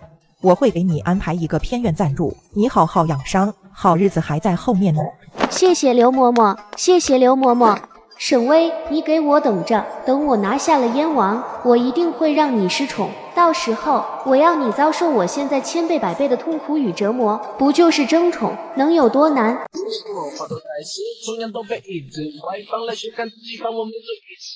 主子，您参加春日宴的衣服已经备好了。干得不错，不愧是沈主子你啊！要知道王府的春日宴只有侧妃才有资格参加，王爷居然也让您参加，这待遇可不一般啊！沈巍笑而不语，他打听过往年燕王府的春日宴，每次都有个叫恒王的处处挑刺，话里话外嘲讽燕王的女人穿得像奔丧，导致燕王府春日宴的风评不太好。所以沈巍推测，燕王兴许是想让他露面，挫一挫恒王的锐气。内卷之王沈巍绝不辜负领导的期望，他要在春日宴上大放异彩，给燕王长脸。主子，张月的事打听到了。八卦小能手彩屏将打听到的消息详细的讲给沈巍听。沈巍听完后喃喃道：打了20棍，忽然又把张月送到偏院养伤，看来是准备培养张月当侍妾了。主子，那咱们得早做提防啊。沈巍笑了笑，宠妾可不是谁都能当的，光靠美色的话，可没法一直得宠。宠妾这职业门道多着呢。春日宴，天刚蒙蒙亮，所有下人便早早起床布置。燕王妃忙前忙后，让丫鬟奴仆们将宴会物品摆放好。时间飞逝，转眼就到了余中。宴席备好，宾客们陆陆续续入场。王妃长舒一口气，忽然一道调侃中带着戏谑的声音传来：“二嫂可安好？”王妃脸色一垮，听到这声音，她就头疼。但王妃还是努力调节表情，装作欢喜的样子，转过身：“原来是恒王驾到，宴会还未开始，您先入座稍后。”恒王俊眸噙着笑意：“二嫂，本王前段日子得了一匹浮光锦，专门做了一身新衣裳，特意穿来赴宴。”恒王如此重视王府的春日宴，甚是感激，还望先落座。不急不急，听闻燕王兄后宅佳丽3000，不知今日能否窥见美色？话音刚落，只见王府的3位侧妃徐徐来到春日宴的场地。恒王目光落到柳如烟身上，笑盈盈打招呼：“柳侧妃嫂嫂，你还是喜欢穿校服啊？本王还以为王府天天办丧事呢。”柳如烟淡淡看了眼恒王，屈膝行礼，径直走到女眷席位落座。他人淡如菊，不在意外界的评价。王妃脸色不太好看，这柳如烟，春日宴这种热闹场合，她还是穿一身白。恒王还在挑刺，视线落到白白胖胖的张妙玉身上。张妙玉倒是穿得艳丽，可惜身材太胖，远远瞧上去像只包了彩色油纸的糖丸子。张侧妃嫂嫂，今日宴会美食多，您敞开胃口吃。张妙玉眉眼弯弯，嗓音甜甜的：“好呀，谢谢恒王的提醒。”王妃一脸无奈，这张妙玉天天就知道吃，脑子都被肥肉堆满了，一点智商都没有。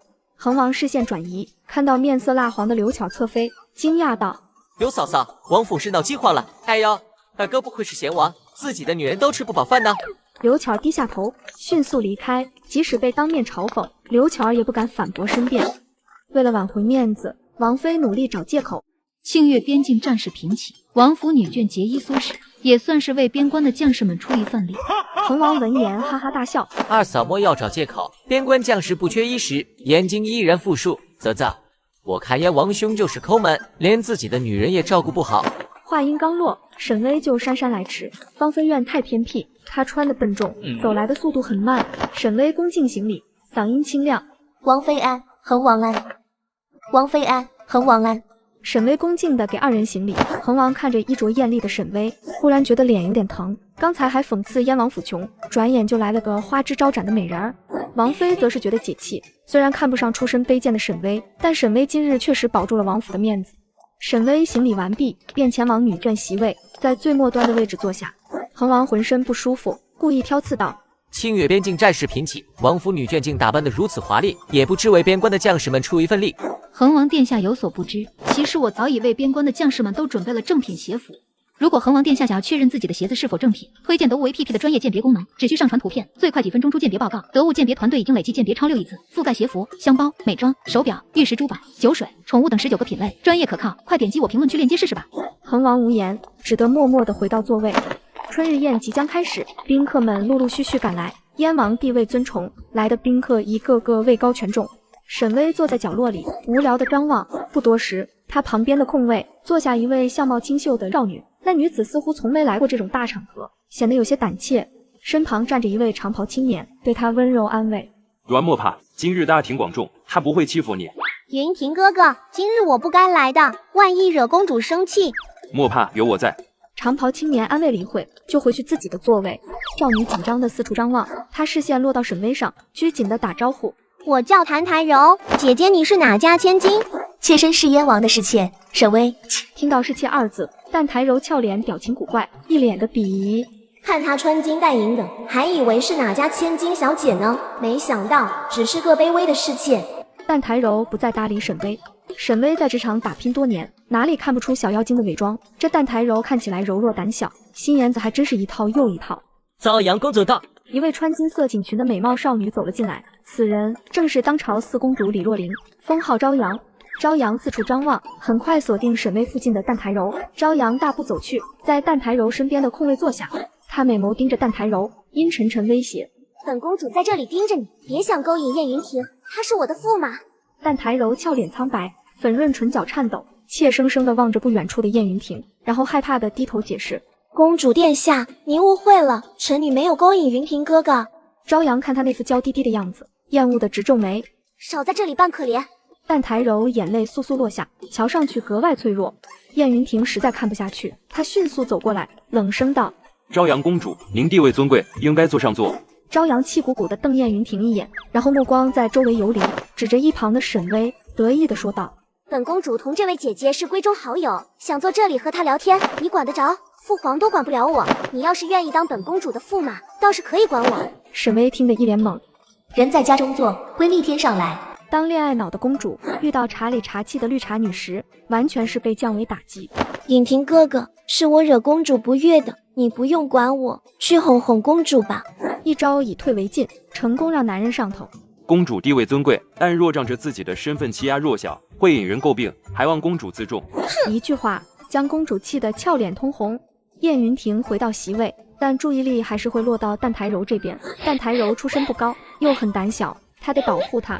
燕云婷时不时地看向这边，朝阳也没法再针对淡台柔，百无聊赖。他对着一旁的沈巍问道：“你是哪家千金？以前没见过你啊。”妾身沈巍是王爷心纳的妾室。朝阳有些讶异：“哇，我还以为二哥的女人都寡淡无味，没想到你打扮的这般漂亮，我二哥肯定很宠你吧？”朝阳没有看不起沈巍的身份，反而被沈巍给惊艳到了。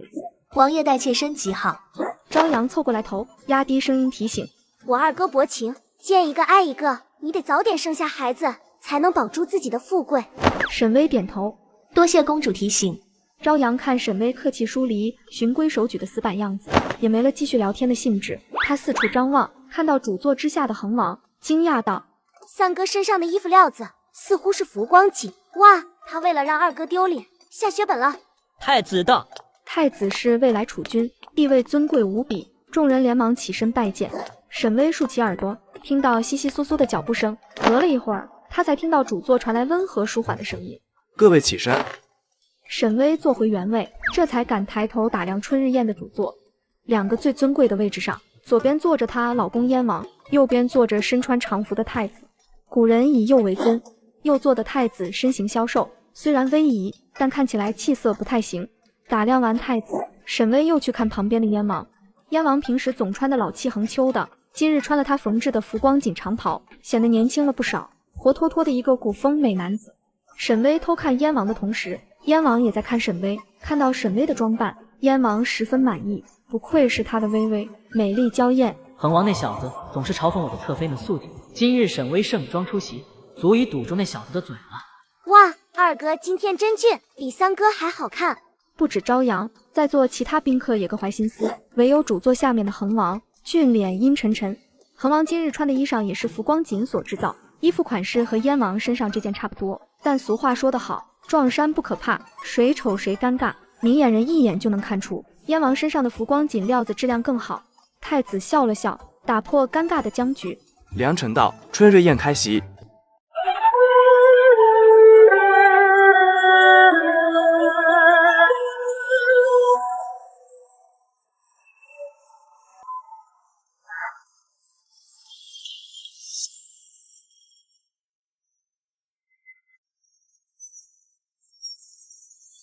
我的好哥哥，表演就结束了呀，我还没尽兴呢。二哥，你新纳的小妾沈氏看起来能歌善舞，饱读诗书，要不让她上台一舞？什么鬼？人在家中坐，祸从天上来。虽然我前世擅长唱跳 rap， 但我这具身体原主是卑微的农户之女，自然不懂歌舞，也不懂文墨。若是我真的上去表演，那燕王就会怀疑我的农女身份，王妃也会忌惮我的才华。可我要是拒绝表演，恒王又会借此嘲讽燕王，横竖似乎都是死局。但是老娘在商场上摸爬滚打，岂是吃素的？该出风头的时候出风头，该低调的时候低调，实在躲避不了，那就找个垫背的挡枪。于是他紧张地望着主座的燕王，神情局促不安，美眸里噙着不安的泪，看上去像是被欺负的小姑娘，弱小、可怜又无助。果不其然，主座之上的燕王俊眸半眯，语气冷淡：“本王的事情不是外面的歌姬舞姬，三弟不可逾越。”恒王冷哼一声：“小妾。”沈巍，二哥还真宠你，大庭广众之下袒护你。朝阳眼冒金星，十分羡慕。要是燕云婷能对他好一点，他也不至于爱得这么苦。酒过3巡，之前退下的歌舞表演团队再次登场。那抱琵琶的歌女换上一身浅紫色的罗裙，舞姬们也换上统一的广袖长裙。歌舞再起，沈巍一边欣赏歌舞，一边偷偷干饭。春日宴的糕点造型别致，沈巍一连吃了好几块。吃着吃着，沈巍目光忽然一顿，他看到那些跳舞的歌姬手中突然多了一把匕首，纷纷朝着太子冲去。有刺客，有刺客，保护太子殿下！现场顿时乱作一团，有人高呼护驾，有人抱头鼠窜。沈巍人生第一次碰到刺杀，觉得太他妈刺激了，比他玩的恐怖游戏刺激多了。再看一旁的朝阳公主，她被吓得颤抖不止，目光却是担忧地望向不远处的燕云婷。燕云婷会些功夫，很快赶到了这边。她下意识想拉住朝阳，却只听旁边的淡台柔尖叫一声，整个人被吓晕过去。见此，燕云婷顾不得朝阳，抱起晕倒的淡台柔就跑。朝阳呆呆站在原地，刀光剑影就在身边，朝阳却毫无触动。他视线里只剩下燕云婷离去的玄色背影，心如针扎般的痛。公主小心！沈巍将朝阳一把拉了过来，呼！刺客的刀落空，削落了朝阳一缕青丝。如果不是沈巍拉了他一把，朝阳此刻已经成了刀下亡魂。你们保护公主先走。沈巍对着赶来的彩萍跟彩莲吩咐道。彩莲小脸雪白，焦急地说道：“主子，咱们也躲吧。你们带公主到安全的地方躲起来，我要去保护王爷。”沈巍目光落在燕王与太子那边，他前身可是跆拳道黑带，空手道黑带，自保绝对不成问题。风浪越大鱼越贵，这回燕王遇刺，正是他表现的最好时机。他暗中观察，看着虎卫跟刺客搏斗。另一边，恒王的目光落在沈巍身上。这个女人到底在想什么？燕王其他的女眷，王妃被吓晕倒，张妙玉抱着酱肉肘子在桌子下发抖，刘巧儿远远躲在墙角蜷缩着颤抖，而柳如烟则淡然地坐在位置上，波澜不惊。唯独这位女子，非但没有感到害怕，还像一匹饿狼一般冷厉地盯着猎物。眼见燕王的虎卫开始占上风，沈巍知道时机到了，连忙向燕王飞奔而去。恒王看着沈巍越来越近，还没反应过来，突然被沈巍踹开，只因他挡住了路。恒王满头问号，再低头看看衣角上的小脚印，这小世界居然踢我！他看起来温良谦恭，性格这么野的吗？王爷，沈巍朝燕王飞奔而来，刚好那刺客手里的匕首朝燕王的心脏刺去。沈巍堪比计算机的大脑，迅速分析情况。燕王武功高强，只需要稍微出手就能制服刺客，他根本不用沈巍保护。但这关沈巍什么事？他就是过来刷功劳的。王爷小心！燕王战功赫赫，武艺高强，压根没将这几个刺客放在眼里。但冷不防的，他听到沈巍焦急的呼唤，一时间动作停顿了一瞬。下一刻，身娇体弱的沈巍勇敢地扑到燕王面前，害怕地闭上眼，替燕王挡住刺客的刀。沈巍的左胳膊被锋利的匕首刺伤，妈的，好痛！什么？他居然舍身护我！我靠，这女人在演戏！望着怀中的沈巍，燕王心神动荡，鼻梁泛酸。他知道沈巍爱他，但不知道沈巍居然可以为了他去死。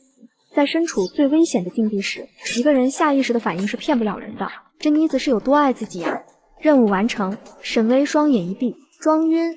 这个女人为了在燕王面前刷好感，故意护在他身前，被刺客刺中。不出他所料，这一行为狠狠地拿捏了燕王，让他愈发宠爱他。他宠溺地看着眼前的美人，喃喃道：“本王长这么大，你还是第一个站在我面前保护我的。”燕王的声音很温柔，虽然声音不大，但还是传入了沈巍耳中。他意识回笼，立刻又开始了表演，美眸在燕王身上四处打量，焦急的道：“王爷，刺客，您没受伤吧？”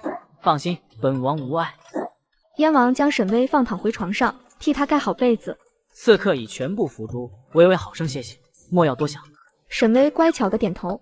王爷平安无事，妾身也就心安了。燕王听完感动不已。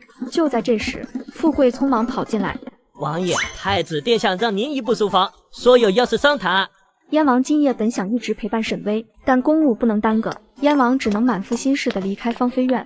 临走前还再三叮嘱，让芳菲院上下务必照顾好沈巍。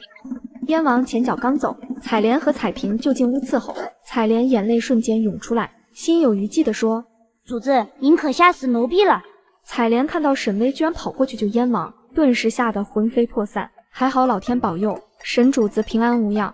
沈巍笑了笑，对他们吩咐道：“屋外的艾草3日内必须种好，水池里的荷叶容易腐烂，让吉祥得顺每天检查5次。还有窗帘换成浅绿色。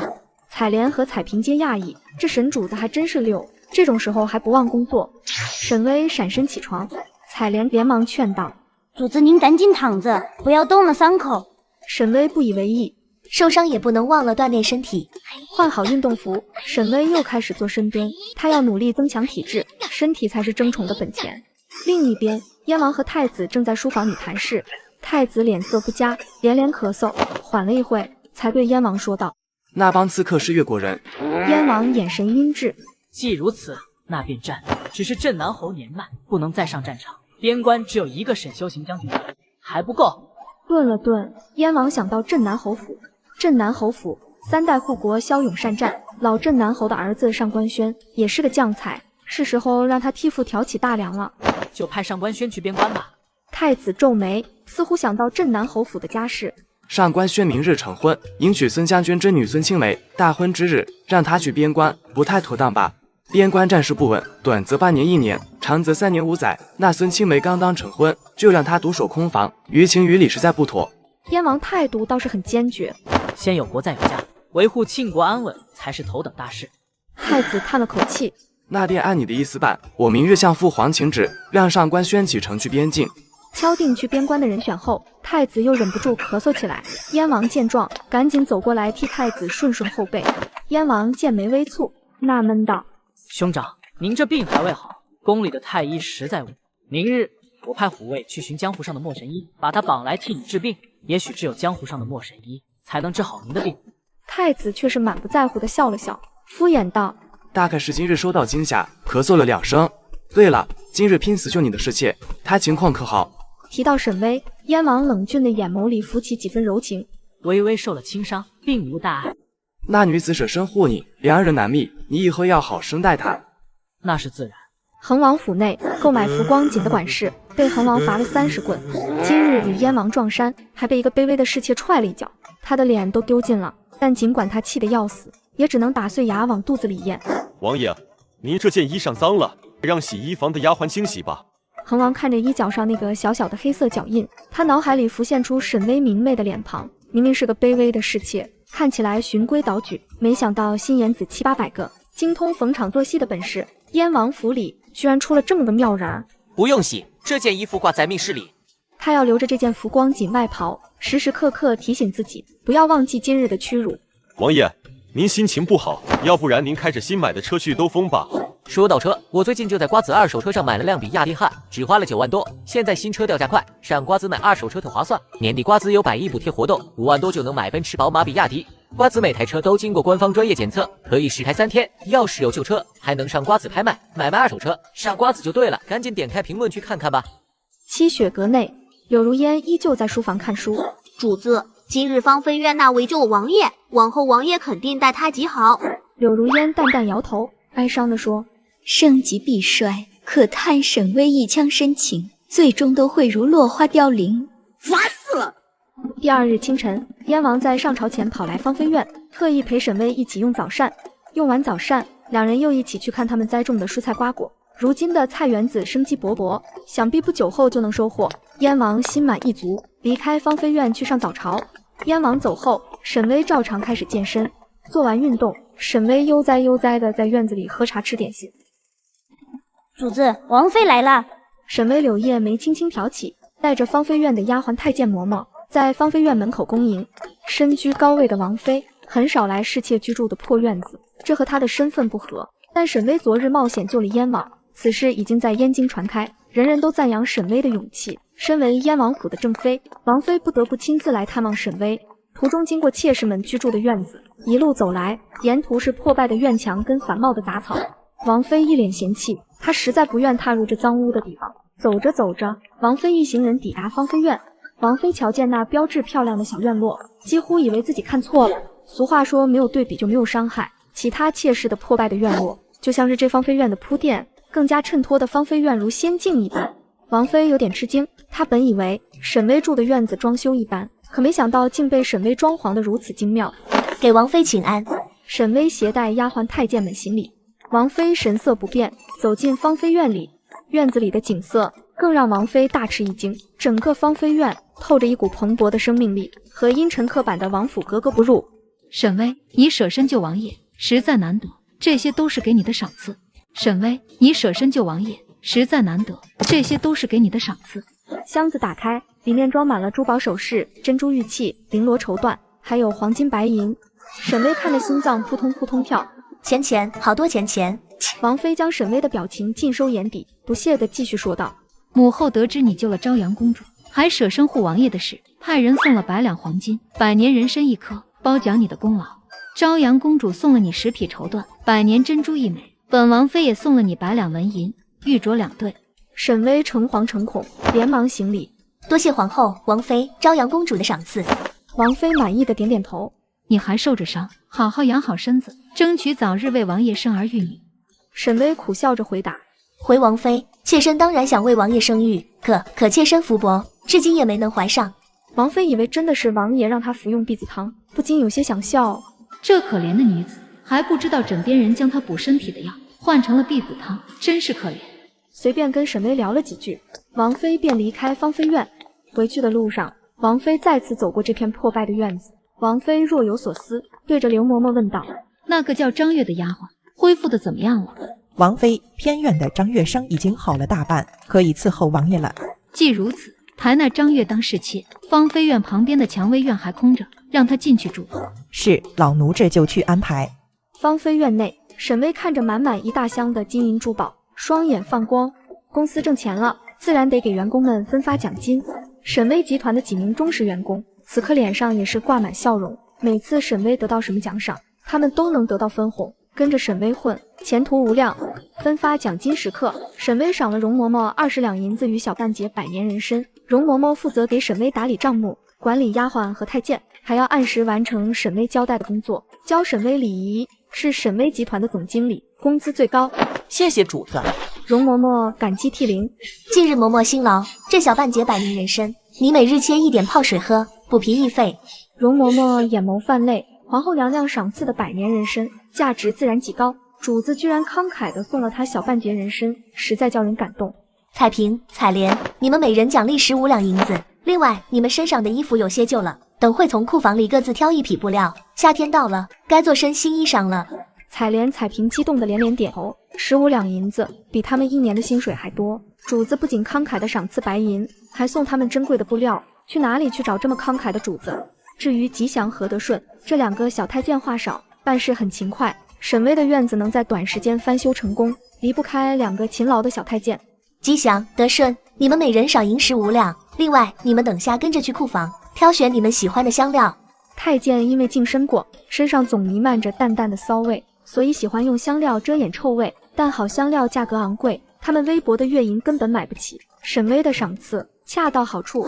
好了，你们下去忙吧。沈巍让丫鬟太监们退下，刘彩莲在身边伺候。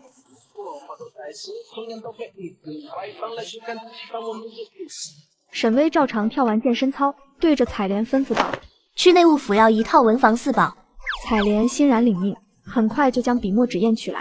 书房内，沈巍猜测燕王今晚又会来他这里歇息，于是手捏毛笔开始写字。黄昏时分，燕王忙完公务，踏着金色的夕阳走进芳菲院。他没有让丫鬟通报，而是径直走进屋子里。入目是沈巍坐在桌子上写字的画面。沈巍一脸认真，挺翘的小鼻梁沾了点墨迹，看上去像只小花猫。燕王白日忙于公务积攒的疲惫，在看到沈巍的时候烟消云散。胳膊的伤还没有好，又在做什么？沈巍抬头看到燕王，杏眼似在发光。王爷，您回来了。燕王大步走到沈巍身边，宠溺地看着他，笑道：“微微还会写字啊？”王爷不知，妾身有一个弟弟颇善读书，前2年还中了举人。妾身在家时看弟弟读书写字，也学了些皮毛。顿了顿，沈巍攥紧毛笔，不好意思道：“春日宴上，恒王误以为妾身能歌善舞，饱读诗书，可妾身出身低微，啥也不会。妾身不想给王爷丢脸，所以决定笨鸟先飞，多识字写字。”燕王眼里噙着温柔的笑意，这傻姑娘为了给他撑场面，居然开始练字读书。燕王拿起一张沈巍练字用过的宣纸，想要看看沈巍的文学水平。定睛一看，差点眼瞎。沈巍的字弯弯扭扭，乱七八糟，像鸡脚在地上乱扒一般。燕王看着看着，不禁咯咯大笑。沈巍脸皮发红，气呼呼的把毛笔搁在桌上。王爷在取笑妾身，那我就不练字了。燕王收敛笑意，握住沈巍的手，温柔道：“来，本王教你练字。”时间飞逝，转眼就到了月亮上班的时间。燕王孜孜不倦地教着沈巍写字。富贵的声音从外面传来：“王爷，三主子，晚膳已经备好，请问现在是否用膳？”燕王正交在兴头上，本想出言拒绝，却是听到沈巍的肚子咕咕地叫了起来：“微微，你可是饿了？那今天就学到这里吧，咱们先去用晚膳。”好呀，跟王爷在一起，总感觉时间过得飞快。沈巍说完，又切换成沮丧的表情。哎，王爷的字那么好看，要是妾身能有王爷1/10的水平，那该多好啊！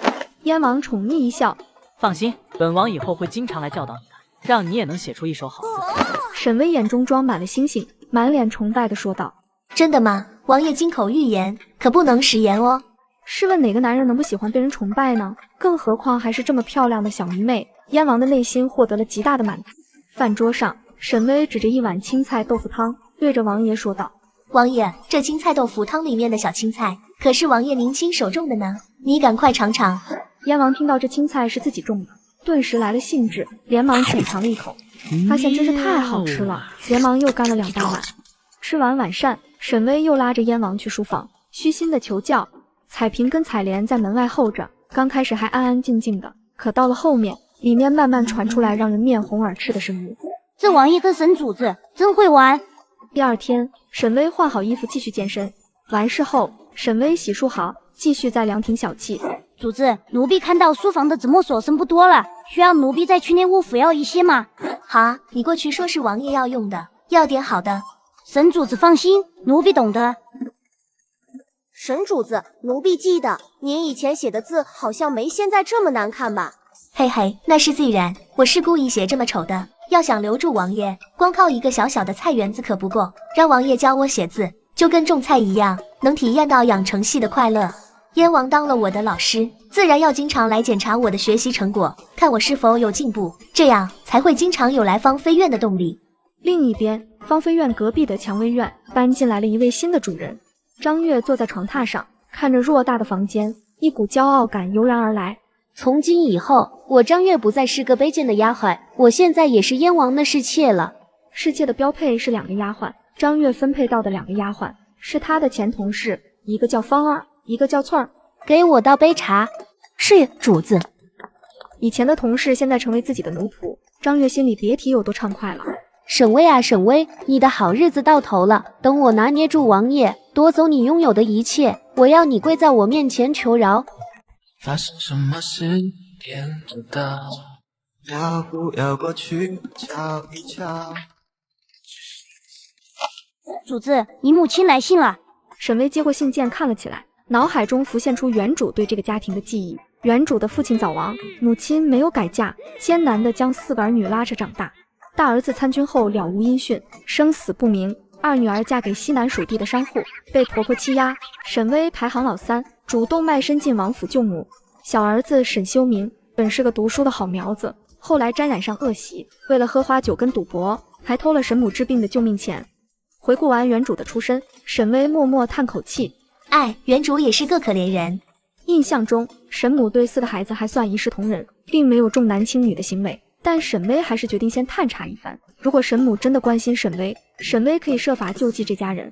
马车上，容嬷嬷看着穿得破破烂烂的沈巍，忍不住再次确认道：“主子，等会真的要演戏吗？”沈巍吩咐容嬷嬷，待会在沈母面前刁难她，甚至是对她动手。这种愉悦的事，容嬷嬷是真不想做呀。那是自然，你待会怎么恶毒怎么演，务必让他们知道我在王府过得十分艰苦。沈巍想探探沈母的品性，所以他要卖惨。他不是王府里风光无限的沈巍，而是一个饱受欺凌的侍妾。到家，沈巍看到记忆中的沈母，开口道：“娘亲。”沈母听到沈巍的声音，一脸惊喜：“三丫头，我的三丫头。”沈母领着沈巍坐好，看到他嘴角乌青，太阳穴红肿，眼睛泛红，沈母心如刀割，声音颤抖地问道：“三丫头，你受了好多，你这一身伤，是王府里面有人欺负你吗？”沈母将手伸进怀中，掏了掏，拿出一锭银子。三丫头，娘专门找了乡亲们借了10两银子来给你赎身，跟娘回家，咱们不当丫鬟受苦。看到这10两银子，沈巍心里的疑惑很快打消。这10两银子对于原主这户穷苦人家来说，无疑是天文数字。他舍得拿出这笔钱为他赎身，足以证明沈母的爱了。不过沈巍却是低下头。娘，可女儿已经无法离开王府了，我成了王爷的侍妾。沈母目瞪口呆，他还不知道沈巍当了王府侍妾，但沈母知道当妾是没有好下场的。沈母心如刀绞，她慌乱的眼泪直流。那可咋办才好啊？我去给王爷王妃磕头，求他们把你放出王府。话音刚落，屋外传来一道惊喜的声音。什么？三姐，你当了王爷的侍妾？刚梳完钱的沈修明回来了，他刚进门就听到沈巍当妾的消息，脸上掩盖不住的惊喜。三姐，你当妾好啊，我不就成了燕王的亲家弟弟？那我以后岂不是可以在燕京横着走了？可当他看到沈巍身上破旧的衣服，脸上没消散的淤青时，不由得怔住了。沈巍窘迫地掏出钱袋子，递给沈修明，眼里含着热泪。姐姐只剩下1两银子了，剩下的银钱都被嬷嬷抢走。不过弟弟你放心，姐姐一定会努力活着，给你赚钱。我弟弟是举人，终有一日会春为重举。说着，沈巍把钱往沈修明手里塞，眼里充满关怀。沈修明握住沈巍递来的钱，忽然觉得好烫手。沈修明还没来得及说什么，只听到身后传来一道冷厉的声音：沈氏，探亲时间结束了，现在随我回王府。今日你还有200件衣服没有洗，别想偷懒。沈巍眼泪簌簌，扑通跪在地上，一把鼻涕一把泪哭诉：嬷嬷，我许久未见娘和弟弟，您行好，让我多和他们聊聊。容嬷嬷眼皮抽了抽，主子贵奴才，您真是要了老奴的命啊！要不是他在此之前做足了心理准备，这会肯定得被吓晕倒过去。容嬷嬷努力维持冷酷的表情，扮演一个歹毒阴狠的王府嬷嬷。你是王爷的妾，虽不得宠，但绝不可私下见外男。这不是外男，是我弟弟，他满腹才华，将来肯定会高中状元。容嬷嬷没忍住，扑哧笑出声。她用一种嫌弃又鄙夷的眼神打量脸色苍白的沈修明。就他一个好赌好色的废物，连王府最下等的奴才都不如的玩意，还想当状元，想屁吃呢！沈氏，就你这个好赌好色的废物弟弟，还想当状元，想屁吃呢！沈修明气得脸色发红。你这老刁妇，老子撕烂你的嘴！弟弟听话，不要冒犯容嬷嬷。沈修明满肚子火气，努力克制自己的冲动。他知道，如果自己对容嬷嬷动手，三姐在王府的日子只会更难熬。容嬷嬷眼神更加鄙夷，阴阳怪气道：刚好王府缺一个到夜乡的小厮，你这个弟弟年轻，挺适合到夜乡。沈修明的脸火辣辣的痛，他好歹也是个举人，怎能去到夜乡？王府这帮狗仗人势的奴才。嬷嬷，我弟弟3岁识字，4岁背文，5岁入私塾，他将来一定会有出息的。就他。容嬷嬷鄙夷的摇摇头。沈氏，走吧，若是迟迟不回王府，你又得挨板子。沈巍害怕的瑟瑟发抖，对着沈母说道：娘，您凑的10两银子就留给弟弟娶媳妇儿，女儿不孝，来生再侍奉娘亲。沈母眼泪大颗大颗落下来，容嬷嬷等得不耐烦，粗暴地扯住沈巍的衣领，蛮横地把沈巍拉走。弟弟，好好照顾娘亲。看到姐姐像垃圾一般被拖了出去，沈修明心疼不已，连忙追了过去，跑到容嬷嬷面前拦住了她。还敢追出来，吉祥得顺，给我教训一下子。2个小太监皱眉，恶声恶气道：竟敢冲撞嬷嬷，活得不耐烦了。沈修明眼看2个太监越走越近，急忙道：我好歹是举人，你们敢动我？就你，呸！你算什么东西？你要是状元郎，老子还高看你一眼。一个破举人也好意思在老子面前炫耀，得顺，一起上！住手！你们住手！不要再打了！你不要再打了！沈巍嘴上劝着，心里却是在想：给老娘用力打，偷娘亲的就命钱赌博，害得姐姐卖身为奴，这种不孝的男人必须狠狠的打。教训完沈修明，吉祥不屑地说道：你姐姐不过是王府最低等的侍妾，王府里人人都能欺负她，你算个什么东西？给老子提鞋都不配！吉祥骂完，跟德顺一起驾着马车扬长而去。沈修明踉踉跄跄地站着，他眼圈猩红，拳头狠狠攥紧。今日遭受到奇耻大辱，沈修明的自尊心被磨灭，沈母也泣不成声，痛苦地对着沈修明唾骂：是你害得你姐姐去了那吃人的王府，如果不是你偷了我的治病钱，你三姐会卖身到王府当丫鬟，还当什么妾？老天爷呀，我为何生了你这么个蠢货呀？沈母哭得撕心裂肺，沈修明羞愧地低下头，愧疚、自责、愤怒、不甘，想到自己往日种种的劣迹，沈修明简直恨不得撞墙。沈修明扑通跪在沈母面前，举起手发誓：娘，孩儿知道错了，孩儿这就用功读书，明年春闱高中，就算解于水火。沈修明决定努力读书，将来春闱重榜走进官场，他要扛起家族兴旺的重担，他要成为沈巍的靠山。待他高中，王府里那些狗眼看人低的奴才绝对不敢再欺负沈巍。芳菲院内，容嬷嬷、吉祥、何德顺跪在沈巍面前请罪，他们扮演恶人，冒犯了沈巍。沈巍却是笑了笑，让他们起身，并夸赞道：不用请罪，你三个今天表现得很好。嬷嬷，你跟吉祥得顺每人赏银1两，不过切记此事莫要宣扬。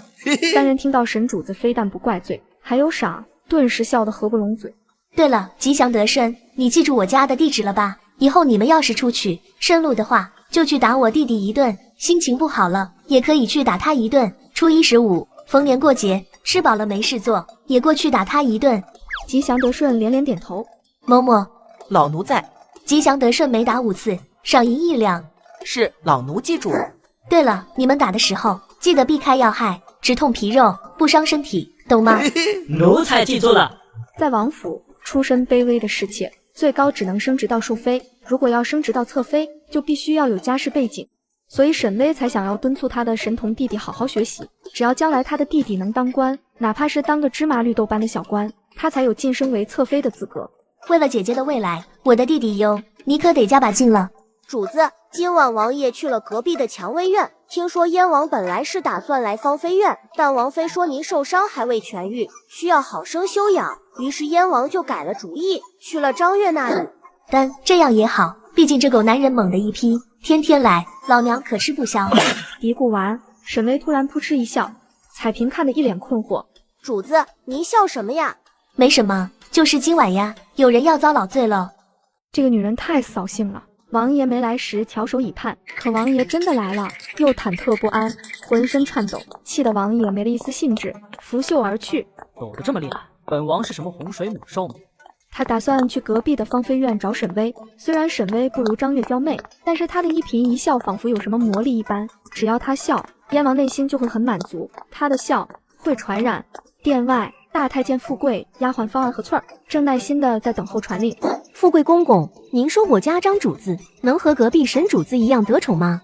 富贵笑了笑，实话实说：你家张主子和沈主子相比，可差远了。富贵跟在燕王身边伺候多年，富贵还从未见过像沈巍这般特殊的侍妾，争宠的手段新颖又恰到好处。芳儿粉润嘴角撅起，不满道：都是侍妾，差的能有多远？话音刚落，蔷薇院的寝殿门打开，燕王脸色冷漠地走了出来。去芳菲院。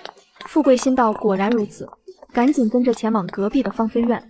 芳儿跟翠儿目瞪口呆，燕王进去还不到半盏茶时间，怎么说走就走啊？张月坐在床榻上，咬牙切齿：沈巍，一定是沈巍在故意针对我，他故意抢走了王爷，想让我失宠。张月恨意滔天，满腹不甘。王爷走出蔷薇院，这蔷薇院跟其他侍妾的居所一样，黑灯瞎火，破烂不堪。王爷抵达芳菲院，芳菲院的小兔灯笼换成了鲤鱼灯笼，新鲜感十足。燕王走进芳菲院，院子里种满了各种好看的花草，生机勃勃。特别是那个小菜园子，每次过来他都要先去看一眼，就像是一位父亲辛劳了一天，回到家想看到老婆孩子一样。燕王没有让丫鬟通报，他挺好奇的，在他没有来芳菲院的夜晚，微微一个人是如何度过的。书房内，沈巍正在练字，他眼睛红红的，刚才练字的时候不小心被毛笔末梢戳到了，揉了揉，眼睛就红了。燕王来到书房，一眼就看到了正在练字的沈巍，但当他看到沈巍的眼眶时，突然心神震荡。原来没有本王陪伴的夜晚，微微居然一个人在默默的哭泣。燕王有些失神，不禁在脑海里回忆着沈巍。他眼里都是本王，但却不争不抢，只是乖巧的享受着本王给他的那份偏爱，就算受了委屈，也从不对本王提起，只是一个人默默的忍受。这个女人怎么可以这么傻？收回思绪，燕王柔声道：还在练字。听到声音，沈巍一脸惊喜，连忙飞奔到燕王面前，恭敬行礼：王爷，您回来了。燕王一把搂住他纤细的腰：本王不来。微微还在偷哭。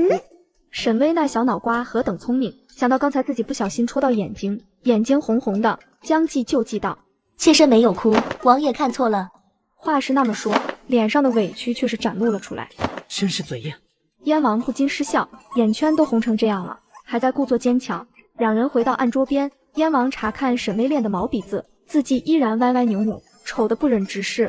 燕王看看沈巍美丽的脸庞，再看看丑陋的字，悠悠的叹气。来，本王再教你写一遍。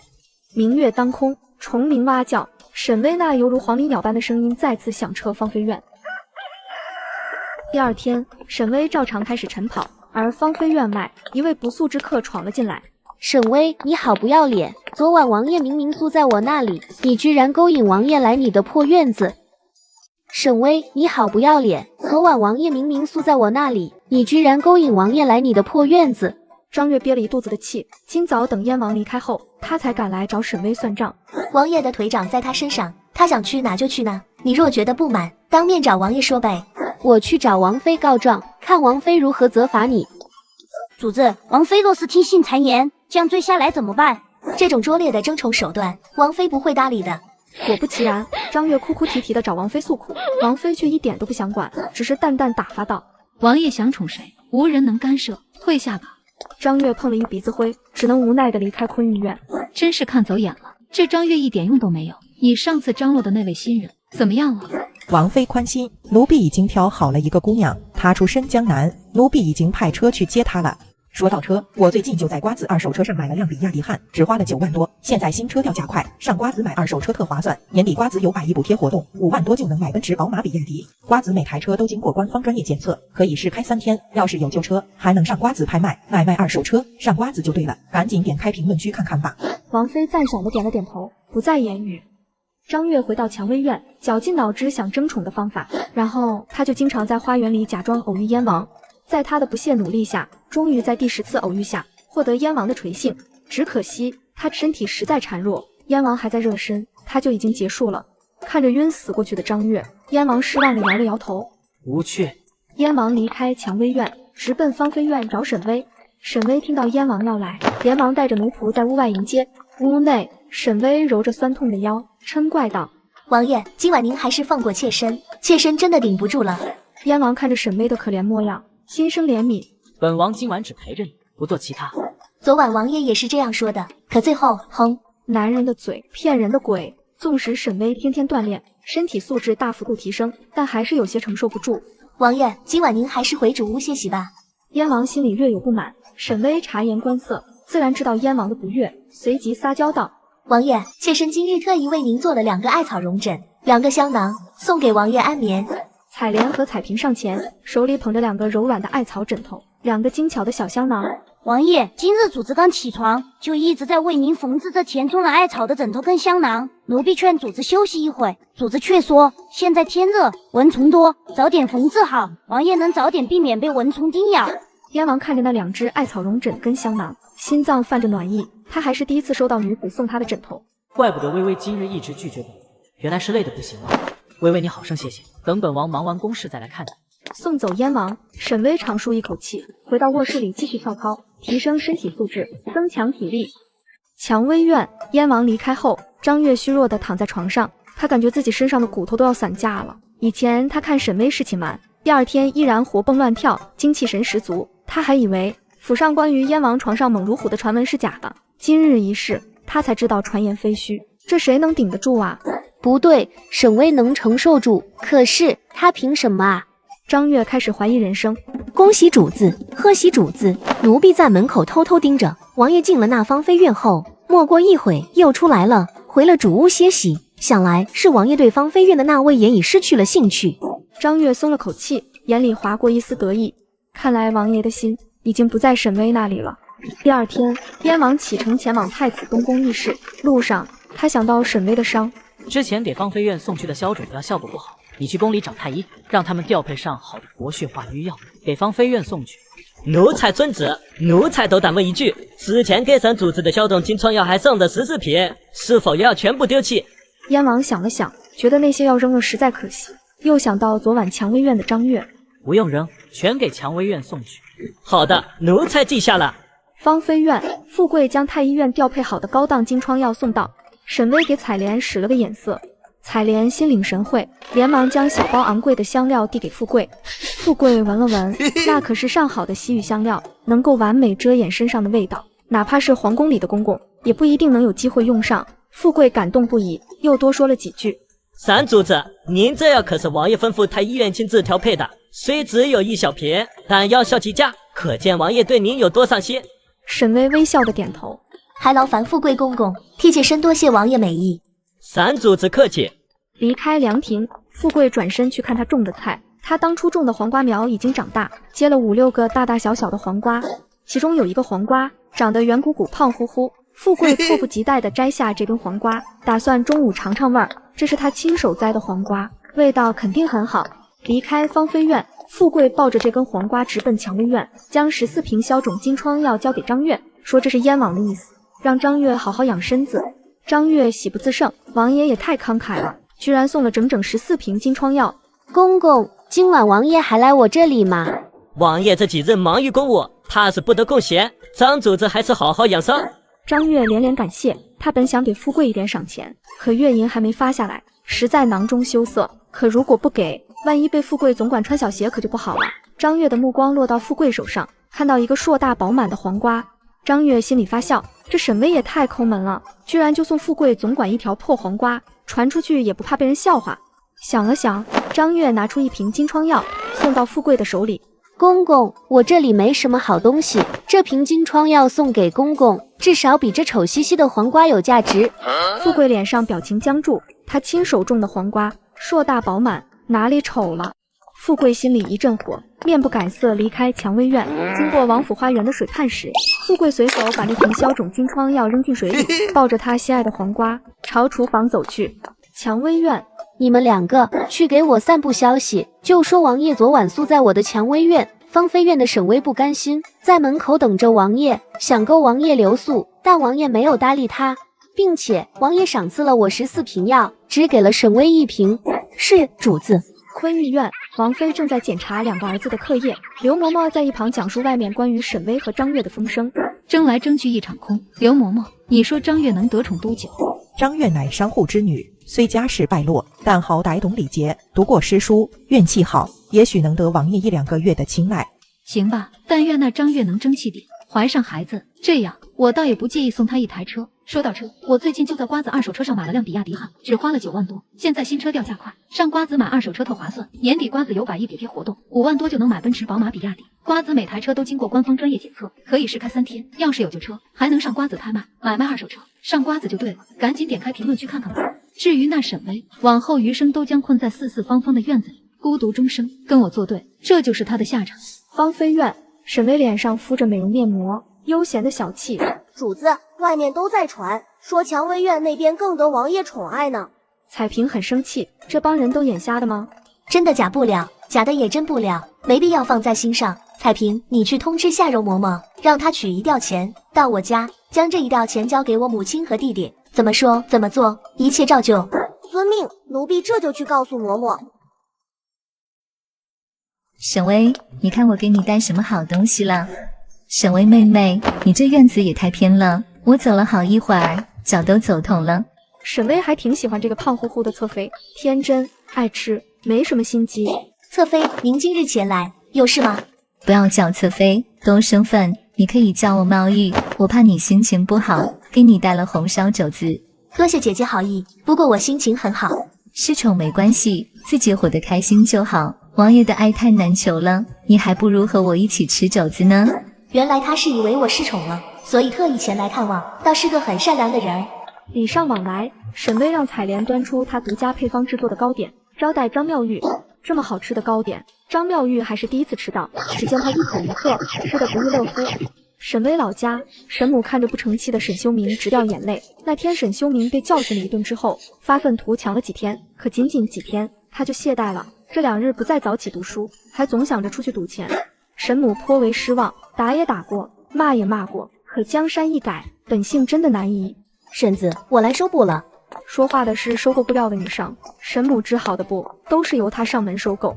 婶子，昨天我去燕王府送布，听王府的丫鬟说，那燕王最近又宠上一个新侍妾。最后多说一句，快过年了，开车回家有面子，赶紧上瓜子选车吧。这燕王府后宅的女人，哎，过得真是惨。失宠的侍妾和通房丫鬟，过得连下人都不如，穿的还是最差的布料。前几个月，有个侍妾不堪痛苦，挑水自尽。沈母心如刀绞，她的三丫头也是王府后宅痛苦的侍妾之一。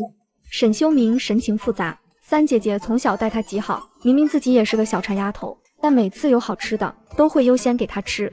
想到最近自己懈怠的种种，不由得心虚愧疚。雨商走后不久，容嬷嬷大摇大摆地走了进来，她将鱼吊钱丢到地上，铜钱哗啦啦散了一地。这可是沈氏1个月的月银，好好收着吧。那沈氏实在天真，拿到月银不给自己留作棺材本，反而是拿来补贴没用的娘。废物的弟弟还妄想着弟弟成器，痴人说梦。容嬷嬷说完就转身离开，沈母眼泪簌簌落下来，她跪在地上，把那一枚枚散落的铜钱收好。沈修明则是牙齿咬得咯吱响，这老嬷嬷欺人太甚。容嬷嬷赶路回王府，路上突然遇到富贵总管。容嬷嬷，今儿是去哪里？容嬷嬷连忙行礼，她跟富贵总管是老乡，私下里关系不错。容嬷嬷看着富贵，想起沈巍的嘱托，沈巍曾告诉她，必要的时候可以在富贵王爷面前提起沈修明。我这是替沈主子办事，沈主子的弟弟在文庙里读书，主子让我每个月送些银钱过去接济。富贵只知道沈巍是农女出身，还不知道他有个书生弟弟。沈主子的弟弟年纪轻轻中了举人，现在来文庙赞助，为明年的春闱做准备呢。富贵一听，心下大惊，没想到啊，沈主子的弟弟还是个举人。如果将来春闱高中，那沈主子的地位岂不是水涨船高？在此之前，富贵虽觉得沈巍有前途，但也没多在意，毕竟他没有身世背景，最多也就做到淑妃顶天了。区区淑妃，说实话，地位还不如他呢。但是沈巍若是能成为侧妃，以他的聪明才智，前途不可限量啊！富贵何等精明，当下便决定将一部分筹码压在沈巍身上。既如此，那咱家等会便去拜访下。容嬷嬷赶紧阻止，严肃道：“举子读书喜亲近，富贵总管您切莫惊扰。若是耽搁沈主子弟弟的学业，这后果咱们承受不起。”富贵细想片刻，便打消了这个念头。行吧，那我就不去打扰了，我还要赶着去东宫找王爷，就先告辞了。富贵总管慢走。东宫内，燕王跟太子商议边境的战事。远景，小镇南侯传来消息，他已经找到了破局之法。这封密函，你看看。燕王打开信函，一目十行。上官轩在信函里提及，他新招了一个眉清目秀的军师，那军师构思出一种叫火枪的武器，杀伤性极大。上官轩希望能量产这种武器，提升庆国军队的作战水平。火枪，燕王俊眉微皱，从未听过这种武器。孤派人秘密打造了一支火枪，远景随孤去院子里看看火枪的威力。燕王随太子来到院子，院子中间摆放一个身穿铠甲的稻草人。砰的一声，身穿铠甲的稻草人瞬间爆炸。燕王眸子一亮，这火枪恐怖如斯，若是能筹备一支火枪营，在战场上定会所向披靡。太子兄长，这火枪的图纸绝不可外泄。那是自然。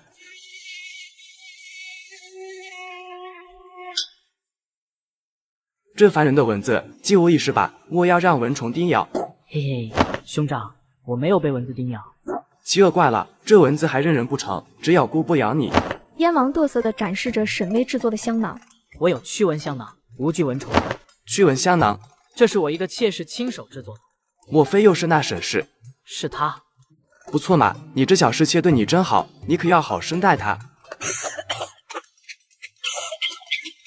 前几日听朝阳提起，当初春日宴，你那妾室还拉了朝阳一把，帮他躲开刺杀。下月朝阳生辰，朝阳打算邀请沈氏参宴，我会通知他的。兄长，我已经派人去江湖寻找莫神医，他一定能治好您的病。无碍，小病而已。太子装作若无其事的样子，继续和燕王商议边境的战事。这个女人太尴尬了，首次侍奉完王爷后，还以为牢牢地抓住了王爷的心，却没想到王爷看着她，却是一脸问号。这人谁啊？王爷，这是蔷薇院的张月张主子，前些日子被王妃子住蔷薇院，您忘了？他不是忘了，是压根没记住。王爷绕过他，径直往芳菲院走去。张月看着燕王离去的背影，仿佛被泼了一盆凉水。不可能，王爷怎会记不住我？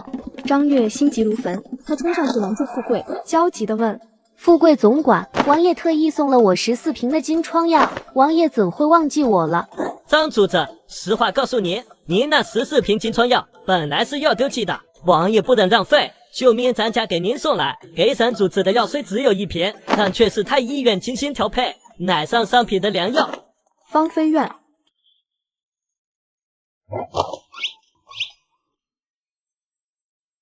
哟吼，王爷来了！听到王爷来了的铃声，沈巍立马飞奔到书房，开始练字。燕王最近神出鬼没的，老是不让丫鬟通报，所以沈巍特地制作了这个风铃。只要丫鬟有节奏的拉响这个风铃，他就知道是王爷来了。本王不在的日子，微微没有疏于练字，不错。王爷您回来了，妾身给王爷请安。沈巍上下打量着燕王，关切地说：“王爷用过晚膳了吗？王爷您这几日公务繁忙，妾身看您都瘦了。等池塘里的莲子成熟，妾身命人煲莲子排骨汤，给王爷补补身子。”燕王听着甚是感动。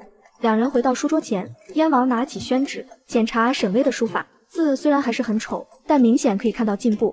老师，学生的字怎么样？是不是有进步了？妾身每日都练字，立志要成为书法大家，不给王爷丢脸。不错，沈同学的书法小有进步，来，让为师给你再指导指导。蔷薇院，张月气得一晚上都睡不着，疯狂地打砸屋内的花瓶茶杯，以此来宣泄自己愤怒的情绪。张月发现自己就是个笑话，王爷连他是谁都记不得了，他还在做着飞黄腾达的美梦。主子莫要生气，兴许将来王爷厌倦了隔壁的沈主子，就想起您了呢。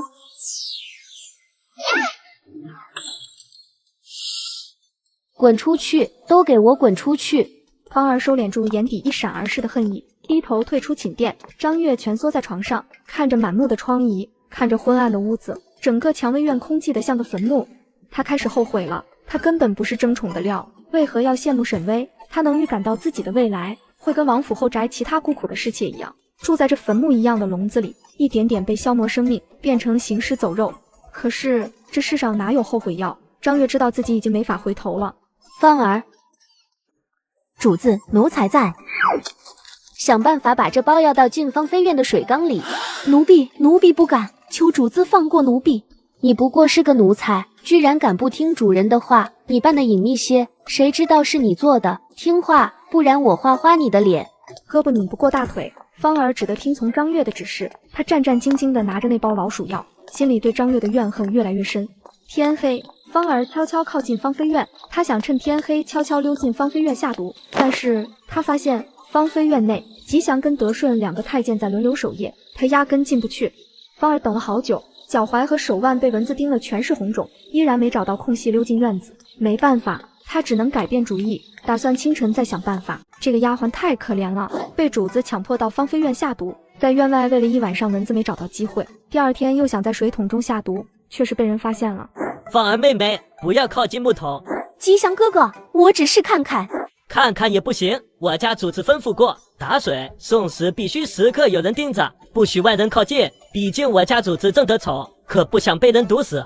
准备下毒的芳儿沉默了，他也想不到这沈巍办事居然这么谨慎。德顺盯着芳儿的眼睛，意味深长说了一句：“芳菲院的水，王爷偶尔也在饮用。”闻言，芳儿吓得后背浮出冷汗。是啊，燕王素在芳菲院，那肯定也会饮用芳菲院的水源。如果不小心毒死了燕王，那他的九族……这个没脑子的张月，想一出是一出，简直是个不考虑后果的蠢货。跟着沈巍的奴才，个个都是一等一的精明。吉祥看出芳儿的心思，耐心安慰道：“芳儿妹妹，瞧你脸上伤，莫非是那张主子又打你了？咱们奴才也是人，主子把我们当人，我们自会忠心。主子若不把我们当人，我们就等着主子跌下来，再慢慢踩死。”芳儿低着头，一声不吭地回蔷薇院，没有完成投毒的任务。回到蔷薇院后，芳儿自是被张月一通打骂，可冷静下来，张月终于意识到，给沈巍下毒是一件多么愚蠢的事。万一误伤了燕王，后果不堪设想。一计不成，再生一计。张月转转眼珠，冒出一个针对沈巍的新主意。这么精彩的视频，当然要有男朋友一起看。都说牵手广告注册麻烦，我以为没人用呢，直到我同事用牵手脱单了，我去下了一个试下，没想到985211人是真多。无论是挑性格，还是挑人长相，想找对象的人，强烈推荐。燕王今晚在王妃的昆玉院留宿，沈巍一人独眠，睡到半夜，沈巍忽然被一阵呜咽的哭泣声吵醒。我不甘心啊，我死得好惨，我好怨毒。沈巍抬眸望向窗外，一道白色身影一闪而逝。主子，彩莲和彩萍匆忙跑进来，两个丫鬟都吓得脸色苍白。主子，院子里忽然传来奇怪的哭泣声，吉祥和德顺已经在找生意来源了，您不用怕。彩莲慌张地说完，却是发现沈巍清丽秀美的脸庞上并没有丝毫的畏惧，只有被惊扰了美梦的怒意。主子，听说芳菲院以前住的侍妾是宠后投水自尽，虽然那已经是3、4年前的事了，可会不会……沈巍闻言面无表情，钱是他创办公司的资金，一部分是来自殡仪馆的工资，不做亏心事，何惧鬼敲门？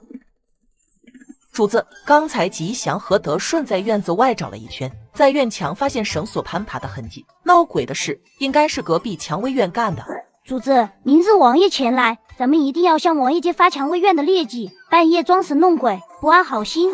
只是告状的话，收益太小了。嘿嘿，咱们的院子有点小，我想换个大点的院子住。这个女人因为嫉妒同事得宠，每天都让丫鬟装神弄鬼去吓唬她。殊不知，她想吓唬的人非但不怕，反而将计就计，住上了大别野。这几日，芳菲院闹鬼的事情在后宫传开了，但并没有传到燕王的耳朵里。但是他来沈巍这里留宿时，却发现沈巍脸色一天比一天苍白，整个人像是受惊的小鹿似的。晚上睡觉时也变得更加粘人，一定要躲在他怀里才愿意入睡，甚至是练字时也经常走神，频频写错字。燕王带着不解离开芳菲院，路上他对富贵吩咐道：“去查查芳菲院最近出什么事了。”王爷，其实这段日子芳菲院在闹鬼，王爷在的时候，芳菲院风平浪静；王爷离开后，哪怕是白日，也会有古怪的事发生。三主子怕惊扰王爷，一直隐瞒此事。燕王脚步顿住，绣金黑靴掉头往芳菲院的方向返回。燕王走进芳菲院，吉祥和德顺看到燕王返回，正要跪下请安，被燕王一个眼神制止。燕王来到书房外，正要推门进去，突然听到屋内沈巍和彩莲聊天。主子，您何不把芳菲院闹鬼的事告诉王爷？这几日里，您被打搅得心神不宁，寝食难安，人都瘦了一大圈了。不行，王爷日理万机，本就辛劳，我哪能拿这种小事打搅他？这芳菲院以前住过的侍妾投水自尽，兴许是怨气未消，看主子您得宠，故意来叨扰，改日奴婢偷偷去寺庙里讨个驱鬼符也好，但愿寺庙的符有效。彩莲，你去取2段皮革来。我今早发现王爷的靴子面儿破了一点，我想给王爷做一双新鞋。主子，您总是这般关注王爷，事事都为他考量。王爷是我的夫君，是我心上人，能够得到王爷的爱已是上苍庇佑，我自然要竭尽所能对王爷好。燕王俊逸脸庞情绪复杂，有感动，有怜爱，还有一丝暗暗的欢喜愉悦。沈巍真心待他，哪怕自己面临困境，也不愿意麻烦他，甚至还惦记着给他做一双新鞋子。燕王低头打量自己脚上的靴子，一双绣金黑靴，左靴子面上不知何时被划破了一块，露出里面的金色绣线，连他自己都没注意到靴子的破损，沈巍居然注意到了。燕王内心怅然，他没有惊动沈巍，带着富贵轻手轻脚离开芳菲院。闹鬼之事，必是有人在针对芳菲院，你去查查。奴才马上去办。燕王又低头看了眼自己的绣金黑靴，薄唇扬起一抹幸福的笑容，心情颇好的出门上朝。燕王前脚刚走，沈巍就回到凉亭继续喝茶敷面膜。他想到自己刚才那些酸溜溜的台词，顿时起了一层鸡皮疙瘩。哎，我当初要是不去当老板，而是去当演员，现在就算不是1线，也是2、3线的大明星了吧。另一边，富贵总管完成调查，知晓了芳菲院闹鬼的真相，正欲寻找燕王禀报，却被容嬷嬷给拦住了。容嬷嬷将他带到花园角落，语重心长道：“富贵总管，闹鬼一事查不出真凶。”富贵扬起眉毛，没好气道：“谁说查不到真凶？分明就是那蔷薇院在搞鬼。”容嬷嬷意味深长看他一眼：“我家主子说了，查不到真凶。”说完，容嬷嬷往富贵手里塞了个大大的金元宝。富贵愣住，低头看了看金元宝，又抬头打量近在咫尺的容嬷嬷，眼睛滴溜溜转，马上反应了过来：“哎呦，容嬷嬷，三主子又在打什么主意呢？”主子的事儿，奴婢怎能过问？咱们静观其变就好。行吧，我知道该怎么做。这个女人太鸡贼了，让丫鬟偷偷将王爷的鞋子划破，又故意透露出要为王爷做一双新鞋的消息，将王爷感动得不要不要的。主子，按您要求制作的新衣服跟鞋子已经做好了。主子，富贵总管那边也通好气了。很好，那么咱们就等着换大房子吧。坤玉院，王妃芳菲院闹鬼的事，咱们要惩罚张月吗？不过是低劣的争宠手段，跟小孩子过家家一般，上不得台面，无需干涉。不过是2个无儿无女的低等侍妾，闹不起什么风浪的。七雪阁，主子，若是那沈氏被鬼吓死，咱们机会就来了。那女鬼也是可怜人，生前得不到王爷的爱，死后怨气不消，唉，自古红颜多薄命啊！这么精彩的视频，当然要有男朋友一起看。都说牵手广告注册麻烦，我以为没人用呢，直到我同事用牵手脱单了，我去下了一个试下，没想到985211人是真多，无论是挑性格还是挑人长相，想找对象的人强烈推荐。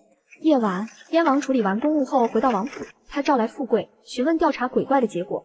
富贵扑通跪下，战战兢兢请罪，请王爷恕罪。那方妃院实在古怪，似乎并不是人为，奴才已经派人去清扯杀，请修为高深的道士前来做法。燕王皱眉，他不信鬼神，大庭广众请道士来王府，自然会引起朝廷的非议，可让沈巍继续住在芳菲院，他也不放心。王爷，王妃来了。王爷，何事？王爷，张学士告老还乡，妾身想请王爷出面，邀翰林院的孙学士当孩子们的授课老师。孙学士博学鸿儒，满腹经纶，程克和程真若是能得孙学士教导，必定进步神速。程克和程真白日在国子监读书，课业已十分满，没必要在私下里为他们寻教书先生。孩子还小，别给他们太大压力。程克和程真努力甚进，将来有出息后，也能为王爷分忧。燕王冷冷看向王妃，一字一句道：“你是为了本王，还是为了自己？最近芳菲院频频闹鬼，沈氏寝食难安，王妃可知此事？”此事臣妾有所耳闻，不过鬼怪之事大多是子虚乌有，过些日子就消停了。你身为王府主母，管理后宅，庇护后宅平安是你的职责。如今倒好，除了孩子，其他事你竟不闻不问。燕王对王妃十分失望，她身为正王妃，责任是执掌中馈，管理王府财产，安抚照顾妾室，管理下人，教育子女等等。但她整天就知道围着自己的2个儿子转，甚少关怀妾室和他人所生的孩子，连王府的田产地铺都没心情打理，导致王府每年损失不少财产。就连前些日子筹备的春日宴办的也是一团糟，连刺客藏身其中也没发现，什么都不闻不问，尸位素餐，还自以为淡泊如菊，这算什么当家主母？王妃心中忐忑，双膝一软，扑通跪在地上。王爷恕罪，是妾身失职，明日妾身会派人前去芳菲院探望。虽然王妃跪得很快，但燕王很清楚，他心里深处根本就没有认错。罢了，你先回去。昆玉院，王妃觉得自己很委屈，燕京其他大家族的主母常常和小妾斗得死去活来，搅得后宅不宁。她看透宅斗的虚伪，变得人淡如菊。整个燕京还能找出比她更不争不抢的主母，可王爷偏偏对她越来越不满。王妃，您别哭了，王爷总有一天会明白您的苦心。刘嬷嬷，你私下里拿些银钱去找孙学士，程克和程真的课业必须在国子监拔得头筹。是，老奴明日就去办。孩子才是我唯一的依靠，至于王府后宅那些侧妃侍妾，是死是活，关我什么事？燕王踏着朦胧的夜色来到芳菲院，沈巍还没有入睡，他正和采莲、彩萍站在菜地边，愁眉苦脸地望着菜地。听见身旁传来的脚步声，沈巍勉强打起精神问候：“王爷，您回来了。”燕王看他苍白瘦削的小脸，心里一阵怜惜。燕王握住沈巍的手，他的手心冰冰冷冷，身子弱，温暖的手也凉了。微微在菜地边看什么？王爷，咱们种的菜，不知为何全部蔫了。燕王惊愕，目光落到那片菜地，原本绿油油的菜地，菜苗全部东倒西歪，看得他十分心疼。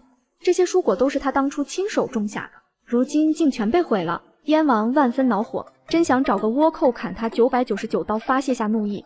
王爷恕罪，妾身每日悉心照料这片菜地，没想到竟发生这样的事。还有池塘边的水蟹，下午也莫名其妙倒了。